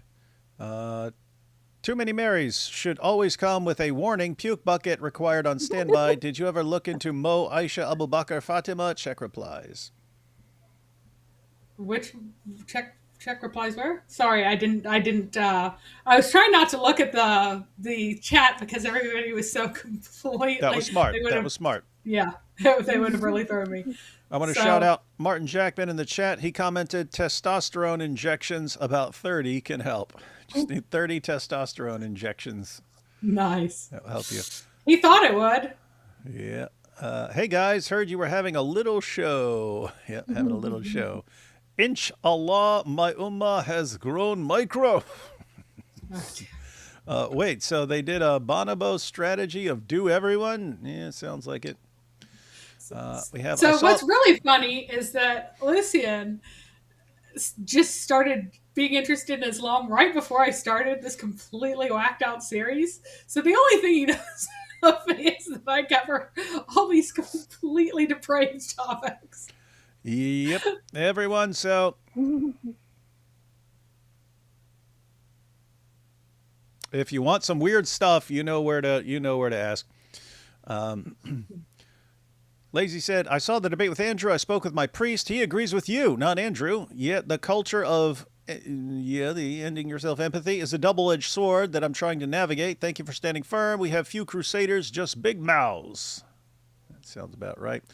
It ain't zina if you can't feel it. That's true. That's Muhammad's motto. Is there a point when the argument of embarrassment is so much that it just can't be true anymore? Either this is one big Arab joke, or they have made the stories worse by trying to fix it. That is true. Does this explain the origin of jelking too? I don't know what that is. This is why they topped. Death doesn't even get you out of it. That's rough. Yeah, death doesn't even stop. In the Hadith of Muhammad, chapter 666, verse 69, it says, Aisha narrated the Prophet is saying, I'm a grower, not a shower. I swear it gets bigger. That's Al-Shia Bitri Fogel, blah, blah, blah, blah, blah. Mo says, anyone who looks at his privates will go blind. I wonder what he didn't want them looking at. That's the green light for Hezbollah then. How disgusting and rough. This is why he made up the story about Moses. Yeah, I think he said that before. Yep, you predicted it. You connected the dots before I even got there. Explains why Iran didn't give away the bodies without a price. It's halal muta. Alhamdulillah. And then we had the one from Khorasan. It's not small. It's perfect. According to Korah, Allah is not omnipresent during his iddah. This is the proof. He's not omnipresent during his iddah. David, I challenge you to a mambahala zoot zoot. Imagine Michelangelo was commissioned to sculpt Mo. He would have struggled to hone such a flat surface of an appendage. Muhammad is in hell right now, begging Jesus for mercy and forgiveness. Muhammad's second destination is the lake of fire. Yep. Ignore the soft parts, stupid YouTube safe. Ignore the soft parts, stupid YouTube safety measure. Muhammad's nickname is Eminem. Microsoft Muhammad. You know what they say about micro pee-pee? Big moles. You know what they say about people with a micro pee-pee? They got big moles in their prophets. Islamic textual corruption proven. Muhammad had sex with his aunt? No. Muhammad had sex with an ant. Check. When Ubaidullah saw him, he said, this Muhammad of yours is a dwarf and fat. The old man, i.e. Abu Basran, understood it. Yep. Now we know what they meant when they called him a dwarf. And again, if you don't have sufficient testosterone, you won't grow as much as a man. You wouldn't go through as much of a pubertal growth spike, and you would also be heavier as well. That's why you need testosterone supplements, which were hard to come by in the 7th century. But, where there's a will, there's a way. There you go. You connected it. I understand why Mo went the low Z center now. For Z, get it? Not low T's, low Z. This explains why the prophet. The channel is I Rode the Prophet. And he says, this is why the prophet wanted my strength. Is Mo P big enough to put holes in the narrative? Nope. Oh, no. His followers did that for him. They're not required to burqa either. Meat market. Lacking, a group of women will giggle about it. 1% of this chat is having an anxiety attack now. Oh. When is Lucian's first vid coming? Also, when are you doing that manipulation tactics video? Yeah, sometime soon. We actually have Luke's video ready, but he went to his he went to an event for his brother. That's why the whole family's out of town. Whole family took off to go to that. Back here, but yeah, we'll record that Saturday. It's all ready. He prepared all the graphics he wants in there, all the quotations he wants. So it's all ready. We're gonna record it. Right before he left, but I was like, no, this is your first video. I don't want to like rush through it with the editing to get it out. So let's we'll do it when you get back. By the way, my parents sometimes watch David Wood videos too. So imagine what they think. Oh man. Uh-oh. One of my kids watches David Wood, so. Uh-oh. That kid's messed up forever. And then we really know for sure he wasn't black. All right, so no, we know for sure he wasn't black. Yeah, that was pointed out earlier. Oh. He was super white. All right, guys, so I'm tallying up the results of the poll after 1.8 votes. Now, we had 366 votes. Did Muhammad have a micro PP? And 98% said yes. I would call that landslide agreement with Mary Harp that Mary Harp has indeed proven conclusively that Muhammad had a micro PP. This based on Islam's most trusted sources, and therefore Muslims can't deny it without throwing their own sources under the bus. And that would be cold-blooded of you guys. Don't do it. All right, everyone. That's about it. Final thoughts on this.